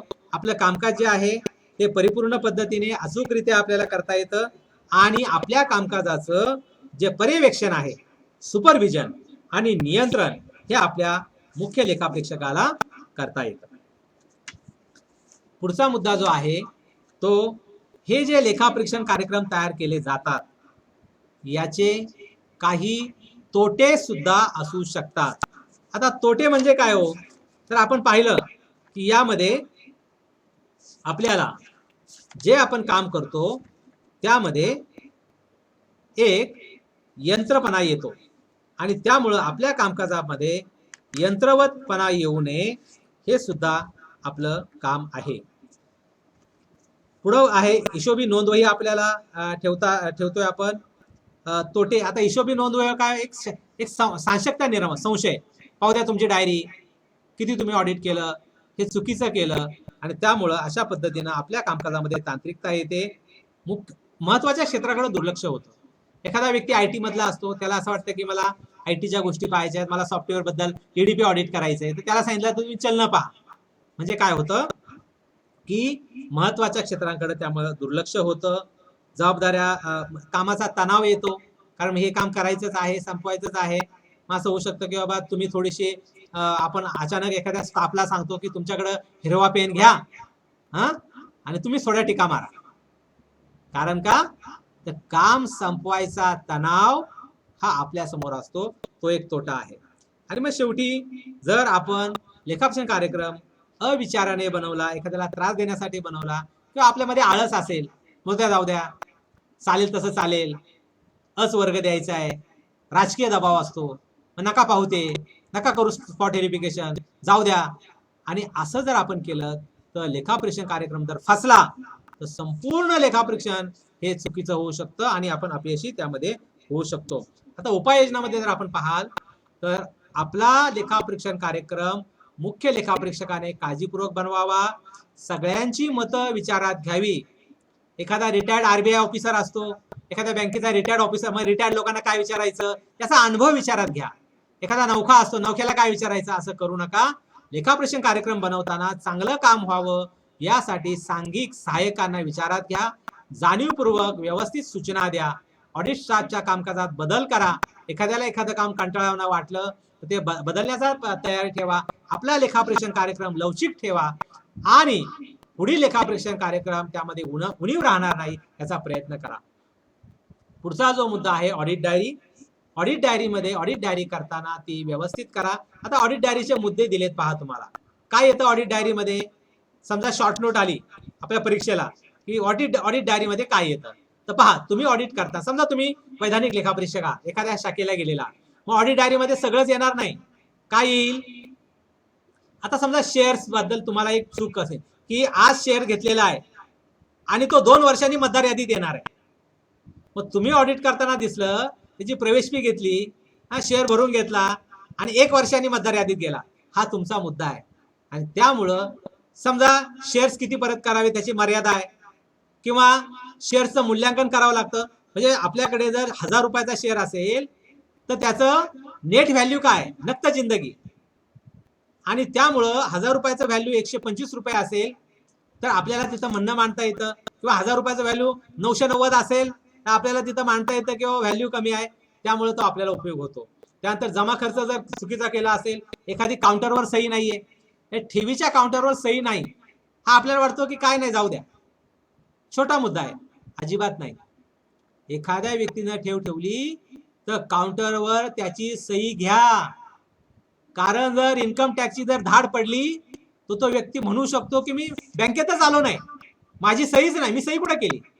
त्यामुळं आपण जर वैधानिक लेखापरीक्षक असाल तर तो मुद्दा लिहून घ्या ऑडिट डायरीमध्ये.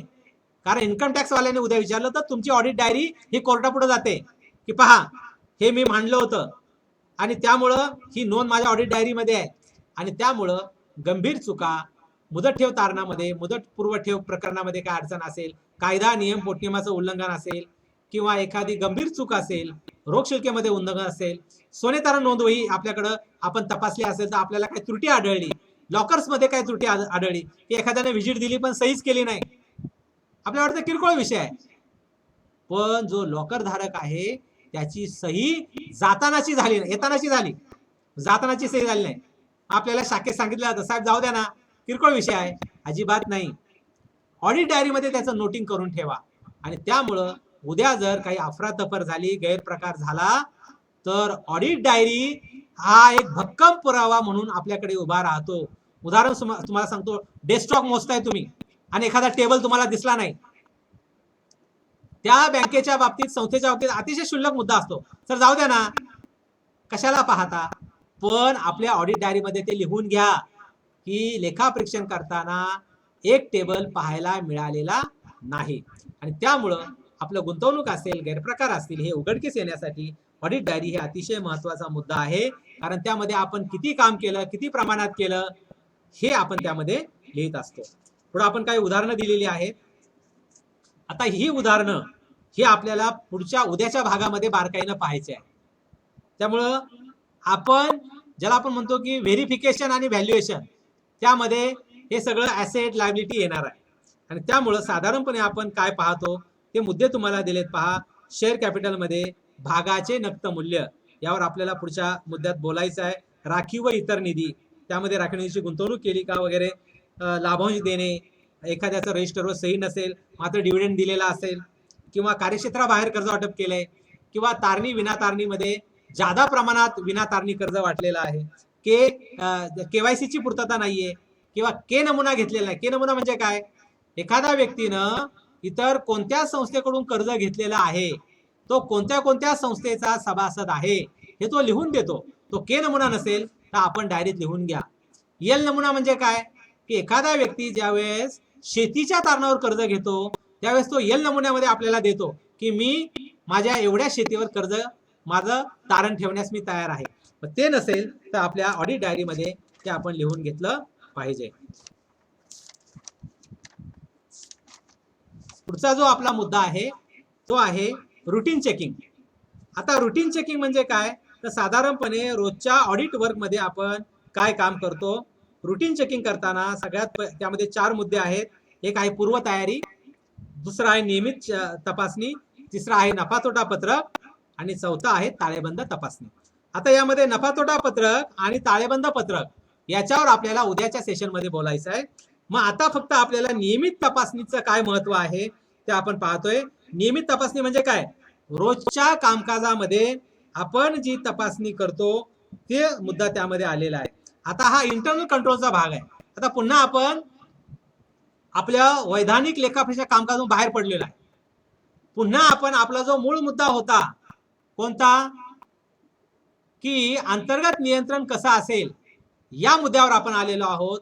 आणि अंतर्गत नियंत्रण आपल्याला प्रश्न विचारला जाईल की what is the relation between routine checking and internal control. म्हणजे दैनंदिन तपासणी आणि अंतर्गत नियंत्रण याचा संबंध काय आहे.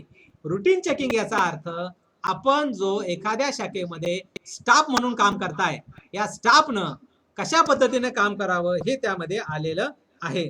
आणि यामध्ये पहिला उदाहरण आपण मुद्दा घेतलाय बा पावती परीक्षण म्हणजे काय तर व्हाउचर्स पाहताना आपण कशा पद्धतीने पाहावं. व्हाउचरचा अनुक्रमांक व्यवस्थित आहे का, त्यावर तारीख आहे का, त्यावर सही आहे का, खाते प्रकार लिहिलाय का, त्याचं पोस्टिंग व्यवस्थित केलंय का. 100 रुपयाचं व्हाउचर आहे आणि क्लर्कनं काय केलंय 1000 रुपये लिहिलंय. आता 1000 रुपयामुळे तेरजेवर काही परिणाम होत नाही कारण 1000 रुपयाचीच असते. मात्र जर त्या व्हाउचरवर 100 रुपये असतील आणि ती चूक आपल्या क्लर्कच्या पण लक्षात आली नाही, आपल्या मॅनेजरच्या पण लक्षात, ऑथरायझिंग ऑफिसर लक्षात, पासिंग ऑफिसरच्या लक्षात आली नाही तर ती चूक राहून जाते. त्यामुळं एखादी चूक दुरुस्त करण्याजोगी आहे का ते आपल्याला रुटीन चेकिंग मधून कळतं. भांडवली आणि महसुली खर्च म्हणजे काय, समजा एखादी खुर्ची घेतलेली आहे मग खुर्ची कुठे जाईल, ऍसेट मध्ये जाईल, त्याचं भांडवल तयार होईल. मग तो खर्च जर रेव्हेन्यू एक्सपेंडिचर मध्ये आला, नफा तोटा पत्रकामध्ये आला तर चुकीचा आहे. आणि ही पाहणी आपल्याला त्यामध्ये बारकाईनं करता येते. आणि आता आपण येतोय की पुढच्या पानावर पेज नंबर 14 आपल्याला शेवटचे 2 पानं यामध्ये आपण पाहतोय. आता पान नंबर 14 वर आपण येतोय. नफा तोटा पत्रकाची तपासणी. यामध्ये नफा तोटा पत्रकामध्ये जे उत्पन्न आहे ते व्यवस्थित आहे का, खर्च व्यवस्थित आहे का, कारण हे आपल्याला पुढच्या स्वतंत्र मुद्द्यामध्ये आपण पाहणार आहोत. आणि त्यानंतर ताळेबंदामध्ये जी मालमत्ता आहे आणि देणी बाजू आहे यावर सुद्धा पुढच्या सेशन मध्ये प्रत्येक मुद्द्यावर आपल्याला ऑडिट मध्ये काय पाहायचं. पुढचा मुद्दा आपला तोच आहे, उद्याचा मुद्दा तोच आहे की उद्या आपल्याला स्वतंत्र टॉपिकच दिलेला आहे. काय टॉपिक आहे तो पहा की व्हॅल्युएशन आणि verification of asset and liabilities. यामध्ये आपल्या ताळेबंदाच्या देणे बाजूचं आणि मालमत्तेचं परीक्षण करताना काय काय पाहावं हे त्यामध्ये आहे. आणि तो आपल्या रुटीन चेकिंगचा एक भाग आहे म्हणून आपण त्यामध्ये तो मुद्दा बनवलेला आहे. आणि ताळेबंद पत्रक तपासणी म्हणजे काय, जेव्हा आपलं जनरल लेजर तयार होतं. जनरल लेजर म्हणजे काय हो तर आपण जे व्यवहार केलेले असतात त्याची एकत्रित नोंद आपल्या जनरल लेजरवर येते.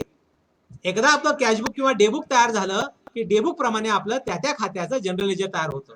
आणि त्यामुळं जनरल लेजर मध्ये आपल्याला कशा एंट्री आहे हे सुद्धा त्यामध्ये पाहता येतं. आणि शेवटचं पान जे आहे जे लास्ट अँड बेस्ट आपण पान म्हणतो, कारण मला माहिती आहे बघा ज्यावेळेस आपण एखादं ट्रेनिंग देतो त्यावेळेस फेस टू फेस ट्रेनिंग मध्ये आपण समोरच्या व्यक्तीशी छानपैकी प्रश्न विचारतो, त्याच्या डोक्यात काय चाललंय, विचारात काय चाललंय, त्याच्या शंका काय त्या विचारता येतात. पण ऑनलाईन मध्ये मला एक दिसतंय की आपल्याला सहजपणे मध्ये डिस्टर्ब करता येत नाही. तर तांत्रिक या गोष्टींमुळं आपण शेवटचे 5-10 मिनिटं वाटलंच तर त्यासाठी ठेवूयात, हरकत नाहीये.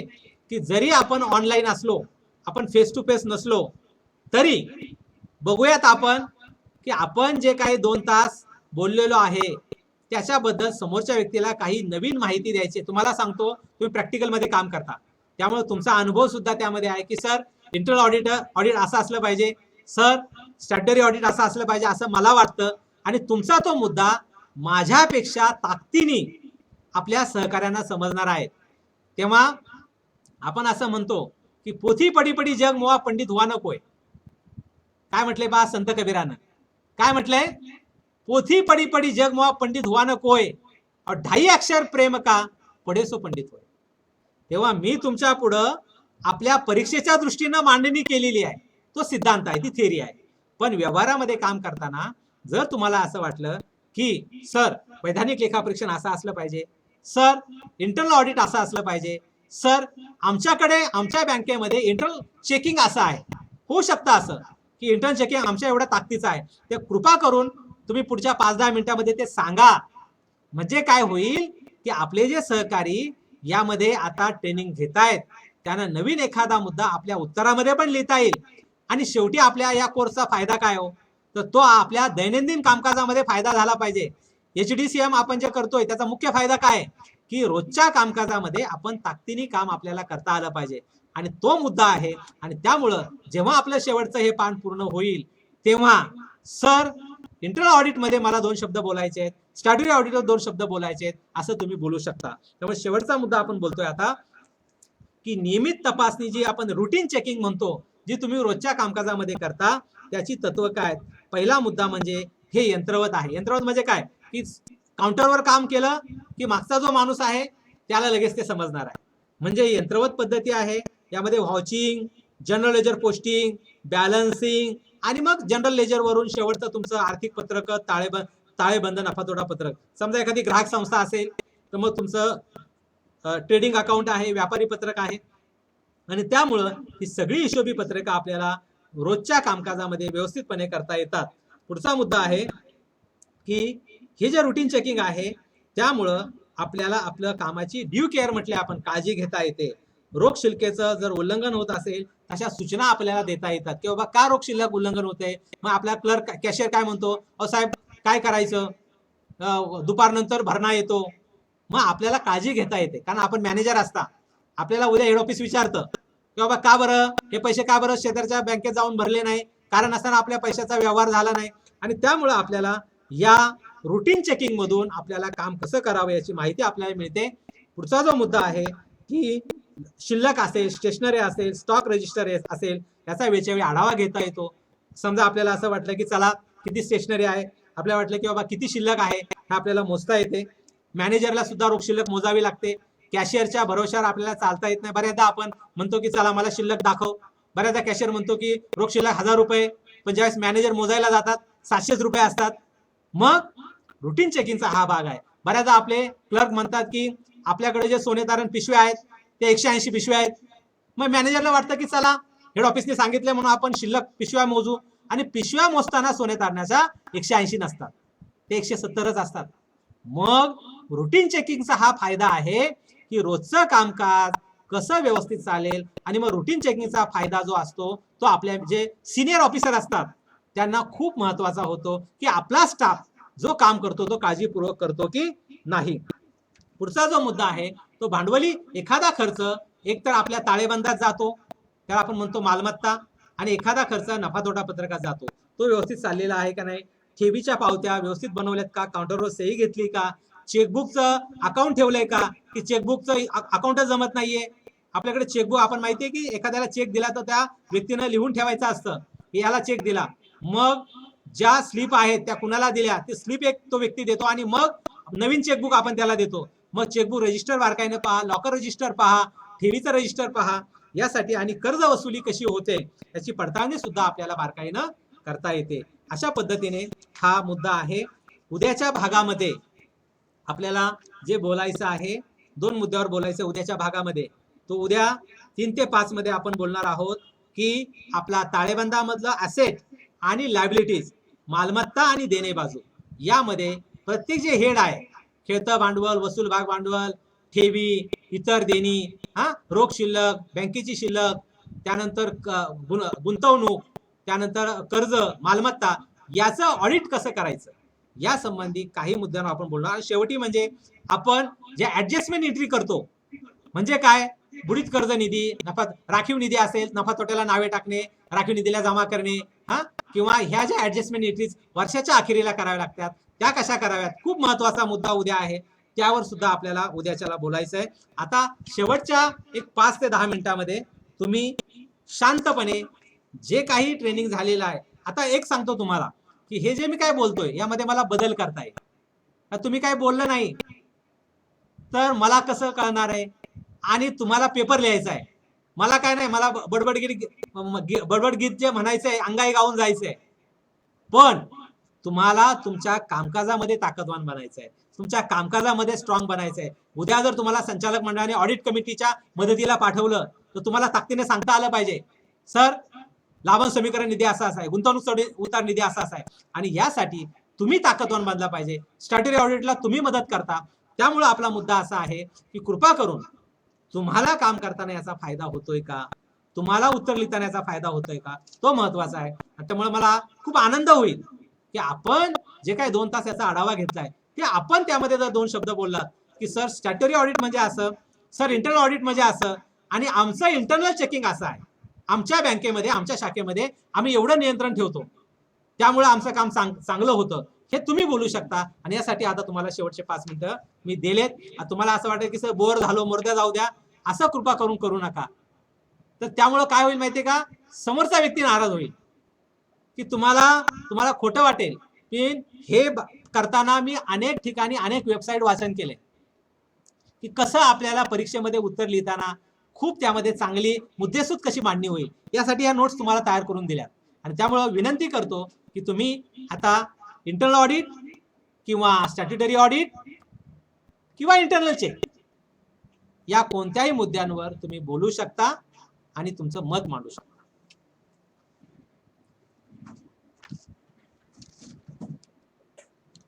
परीक्षेमध्ये छानपैकी लिहा, हे जे मुद्दे दिले त्याचं बारकाईनं वाचा, मन लावून वाचा. मी सहकारामध्ये आलोय, त्यामध्ये मला ताकदीने काम करायचंय, मला मोठ्या पोस्टवर जायचंय किंवा सहकार चळवळीला मला विकास करायचा, या विश्वासाने काम करा. बोला बरं आता.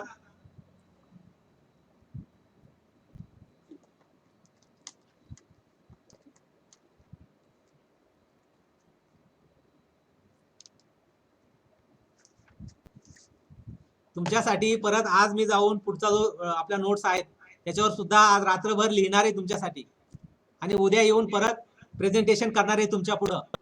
अर्थात ते सोपं आहे, हा महत्वाचा मुद्दा होता. आता ऑडिट आणि असेट अँड लायबिलिटी हा तुमच्या रोजच्या कामाचा भाग आहे, उद्याचा भाग सोपा आहे तसा. मात्र तुम्ही आज जर मला ताकद दिली, प्रेरणा, किंवा मी जे बोलतोय ते तुम्हाला समजलं, तर मी आज रात्रभर जागून तुमच्यासाठी नोट्स तयार करेन. बोला बरं आता. कोण आहे हा का शेर? ढाण्या वाघ, चला शेर पुढे या.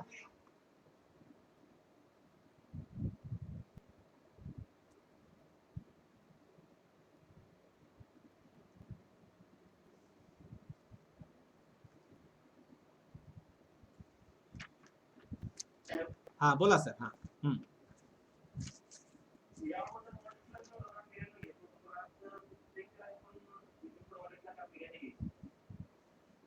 हॅलो,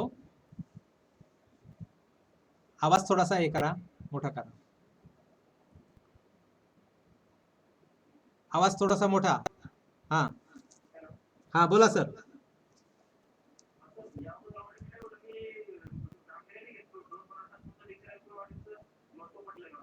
करेक्ट, ठीक आहे, ओके. म्हणजे ऑडिटचं महत्व पटलंय, कारण ऑडिट जसं अजय देवगणनं म्हटलंय, अजय देवगण एका पिक्चर मध्ये म्हटलंय पहा, पोलिसांबद्दल म्हटलंय की जर पोलिसांनी चांगली ड्युटी केली तर मंदिराच्या बाहेर चप्पल सुद्धा कोण चोरून नेणार नाही. आणि मग आपण ऑडिटरनी खरंच चांगलं काम केलं तर ही सहकार चळवळ एवढी प्रगती पथावर जाईल. पण आपण फक्त राजकीय हे जे हेवे दावे, आपलं नॉलेज आपण वाढवलं नाही, ज्ञान संपदा वाढवली नाही, कायदा नियम पोटनियम रिझर्व्ह बँकेचे सर्क्युलर्स, मला काय अभ्यास कर, नॉलेज इज पॉवर. आपण ज्ञान जर आपण वाढलं तर ताकदीने काम करू. आणि असं समजू नका की मी आज काउंटरवर आहे, मला काय आता जाऊ दे, मला हाय ते काम दिले बाद. मी तुम्हाला उदाहरण सांगतो की मी जिल्हा बँकेमध्ये 13 वर्ष ऑडिट केले. तुम्हाला वेगळी ओळख सांगतो, मी जिल्हा मध्यवर्ती बँकेमध्ये 13 वर्ष मी वैधानिक लेखापरीक्षण केले. जिल्हा बँकेच्या शेकडो गावांमध्ये मी मुक्काम केलाय, शेकडो गावात मुक्काम केलाय, तुमच्या सगळ्या गावांमध्ये. आणि एक उदाहरण तुम्हाला सांगतो की समजा काल एखादा मला लक्ष्मी रोडला पोटकिर्दी आणून देणारा व्यक्ती होता, पोटकिर्दी आणून द्यायचा, हे अतुल आण रे पोटकिर्द, की अतुल लगेच पळत पळत यायचा. मग अतुल मध्ये आम्हाला दिसलं की अरे हा व्यक्ती उद्या पुढे जाणार आहे. आज अतुल आपल्या हेड ऑफिस मध्ये जर आपण गेलात जिल्हा बँकेचा, तर तो प्रथम श्रेणी अधिकारी म्हणून सहाय्यक व्यवस्थापक म्हणून काम करतो. म्हणजे कालचा शिपाई जो अतुल आपल्या जिल्हा बँकेमध्ये आहे, कालचा शिपाई आज सहाय्यक व्यवस्थापक होतो. त्यामुळे आपल्या कामावर विश्वास ठेवा. आणि लेखापरीक्षकावर आपण काय करतो, मागं काहीतरी बोलतो, आणि काय ऑडिटर आलेत राव, काय काय काहीच पाहत नाही, असं नका करू. मन मोकळ्यापणाने, मी म्हणत नाही त्यांना चहा पाणी करा, कुठं बसा संध्याकाळी, हे सोडून द्या, आता कुठेतरी बसा चहा पाणी करा. त्याच्यापेक्षा त्याला काम करताना त्यांनी जी माहिती विचारली ती व्यवस्थितपणे मांडा, हे त्यामध्ये महत्वाचं आहे. पुढे बोला.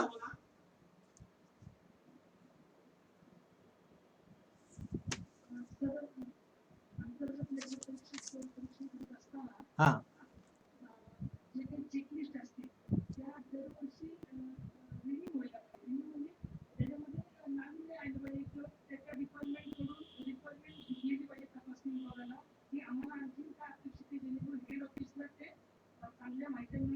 बरोबर.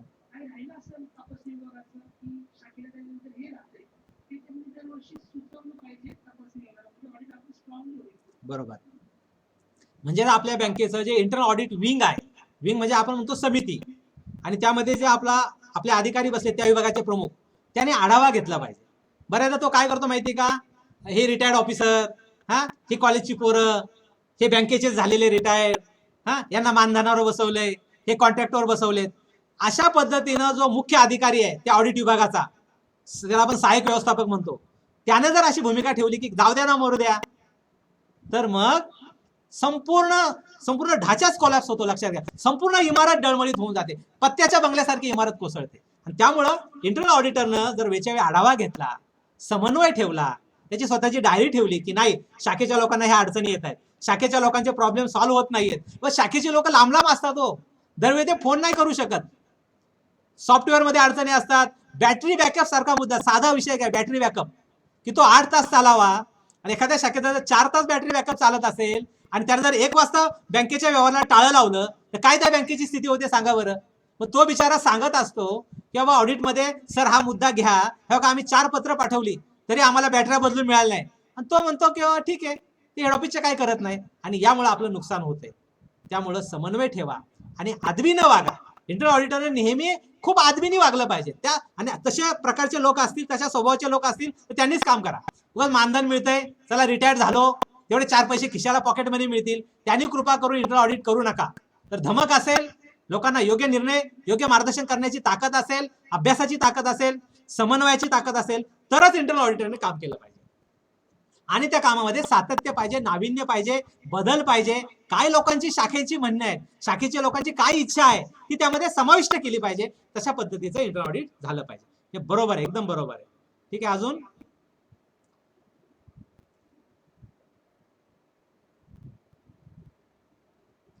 अजून काय सांगता येईल बोला. आमचे कंट्रोलर कुठे गेले विचारतो मी, तोपर्यंत बोलू शकता तुम्ही. जोपर्यंत आपले तांत्रिक सहाय्यक येत नाही तोपर्यंत बिंदासपणे बोला. हा सर बोला. पेपरमध्ये याचा अर्थ व्यवस्थित लिहा सगळे तुम्ही, पेपरमध्ये लिहा, भरपूर खूप लिहा पेपरमध्ये. कारण काय की तो मुद्दा ऑडिटचा समजला नाही, अकाउंटिंग समजलं नाही, तर मग आपल्याला, आणि खूप महत्वाचे मुद्दे आहेत उद्या, तर खूप आपल्याला म्हणजे एखादा संचालक तुम्हाला विचारतात की काय एंट्री केली हो ताळेबंदात, हे काय आलं हो. तेव्हा उद्या तर खूप महत्वाचं आहे की तुम्ही सत्यापन कसं करता. हा बोला, आजच्या मुद्द्यावर बोला. खूप चांगले मुद्दे मांडले. इंटरनल ऑडिट ताकदीनं झालं पाहिजे, इंटरनल ऑडिटने रिव्ह्यू घेतला पाहिजे आणि बदल पण केला पाहिजे. म्हणजे जर आपल्याला हेड ऑफिसचं कोण असेल ब्रँचेसच्या, तर त्यांनी हे मनावर घ्या, कारण हा डोलारा सांभाळायचा आहे, हा ताजमहाल आहे आपल्याला. ताजमहाला काळीमा लागू देऊ नका. आणि यासाठी सूचना खूप महत्वाची आली, ती हेड ऑफिसने विचाराने घ्या. बोला अजून काय. इंटरनल चेकिंग वर बोला. काय इंटरनल चेकिंग आमचं खूप चांगलं आहे असं काय सांगा. सर आमचं समन्वय आहे, आमचं सॉफ्टवेअर चांगलं आहे, यावर बोलू शकता तुम्ही. आमच्या चुका लगेच लक्षात येतात, रोजच्या रोज आम्ही ताळेबंद देऊ शकतो, असं काय आपल्याला बोलायचं आहे का.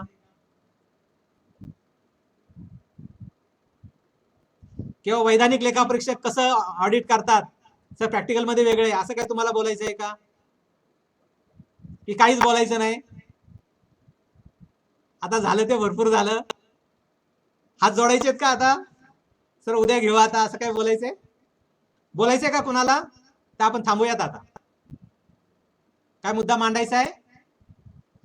पहा सगळे लोक ऐकतायत, बघा 32 लोक ऐकतायत आणि तुमचा एखादा विचार 32 लोकांना कायमस्वरूपी विचार देऊन जाईल, ज्ञान देऊन जाईल.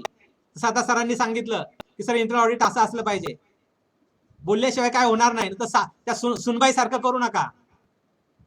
माहेरी जाते म्हणते मी सासूला बोलणार होते का आई, पण नाही बोलले. बोलत कधीच नाही, सासू पुढं काहीच बोलू शकत नाही. तसं करू नका. आता ही संधी आहे तुम्हाला. अजून एखादा मुद्दा येतोय? बोला सर.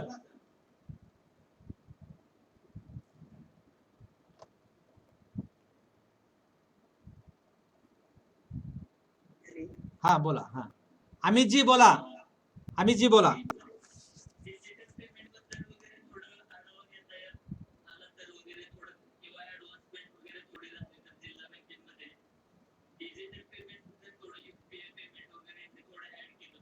बरोबर आहे. म्हणजे सॉफ्ट म्हणजे आयटी म्हणतो आपण, इन्फॉर्मेशन टेक्नॉलॉजी म्हणजे आयटी क्षेत्रामध्ये वाढ केली पाहिजे, डिजिटल. ठीक आहे ना, ऑनलाईन मीटिंग वगैरे होतात. आता कोविडच्या निमित्ताने सगळं ऑनलाईन चाललंय. आपण हेड ऑफिसला फोन लावला 4 वेळा फोन उचलला जात नाही. असं जर असेल तर आपल्याला डिजिटल इंडिया, जसं आपण म्हणतो आधुनिक तंत्रज्ञानाचा वापर केलाच पाहिजे आणि त्याला पर्याय नाहीये. उद्या भविष्यामध्ये आपल्याला आयटी एक्सपर्ट आणावे लागतील, नवीन नवीन आयटी एक्सपर्ट भरती करावी लागतील आणि त्या पद्धतीने काम करावं लागेल. बरोबर मुद्दा मांडलात. जेवढं आधुनिक तंत्रज्ञान असेल तेवढं काम तुम्हाला सोपं होईल आणि तेवढं तुम्हाला ग्राहकांना सेवा देता येईल. आपला जो शेतकरी काउंटरवर ताटकळतो, माझं तर स्पष्ट मत आहे, एखादा जर विड्रॉल घेऊन आला तर माझं मत आताच्या घडीला तुम्हाला सांगतो, 1 मिनिटात त्याचं काम झालं पाहिजे. आणि 1 मिनिटात जर काम झालं नाही तर तुमच्या कामकाजामध्ये दोष आहे असं मी मानतो. काय हरकत आहे तुमच्याकडे सगळं आलंय, काय नोंदवायचं नाहीये, कुठे लिहायचं नाहीये. खातं दिसतंय आपल्या सॉफ्टवेअर मध्ये, सगळ्यात मॉनिटर दिसतंय, डेस्कटॉपवर दिसतंय, अथॉरायझर लगेच मागं आहे. त्यामुळं जलद गतीने काम करण्यासाठी डिजिटल हा यंत्र आधुनिक तंत्रज्ञानाचा आपण सराव केला पाहिजे आणि त्याची नियुक्ती तशा पद्धतीने केलं पाहिजे. ओके ठीक आहे. आणि यानंतर आपल्याला काय वाटलं तर बिंदास थोडासा बोला. उद्याच्यासाठी आपल्याला स्वतंत्र 3 ते 5 वेगळा वेळ आहे. धन्यवाद. आपण ऐकलं शांतपणे. आणि आता काय आपण समोर नसल्यामुळे शांतपणे ऐकण्याशिवाय पर्यायच नाही. मात्र एखादा आराम करतोय, एखादा कसा ऐकतो, एखादा समोर ऐकतोय, एखादा कसा ऐकतोय, हे सगळं मला दिसतंय. उद्या विनंती आहे की फ्रेश राहा, कंटाळा येऊ नका, डुकली करू नका. आणि कंटाळवाणं होईल असं काय वागू नका. खूप त्याचा फायदा घ्या. धन्यवाद सगळ्यांना. नमस्ते सप्रेम. नमस्ते. Okay, thank you very much.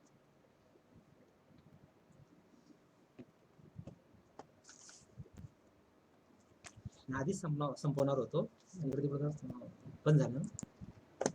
तुला पाहिलं मी नाहीच म्हटलं. बंद झालं नाही? बंद झालं. ठीक. अरे एक फोटो काढ ना. अरे थांबतो, जमेल ना?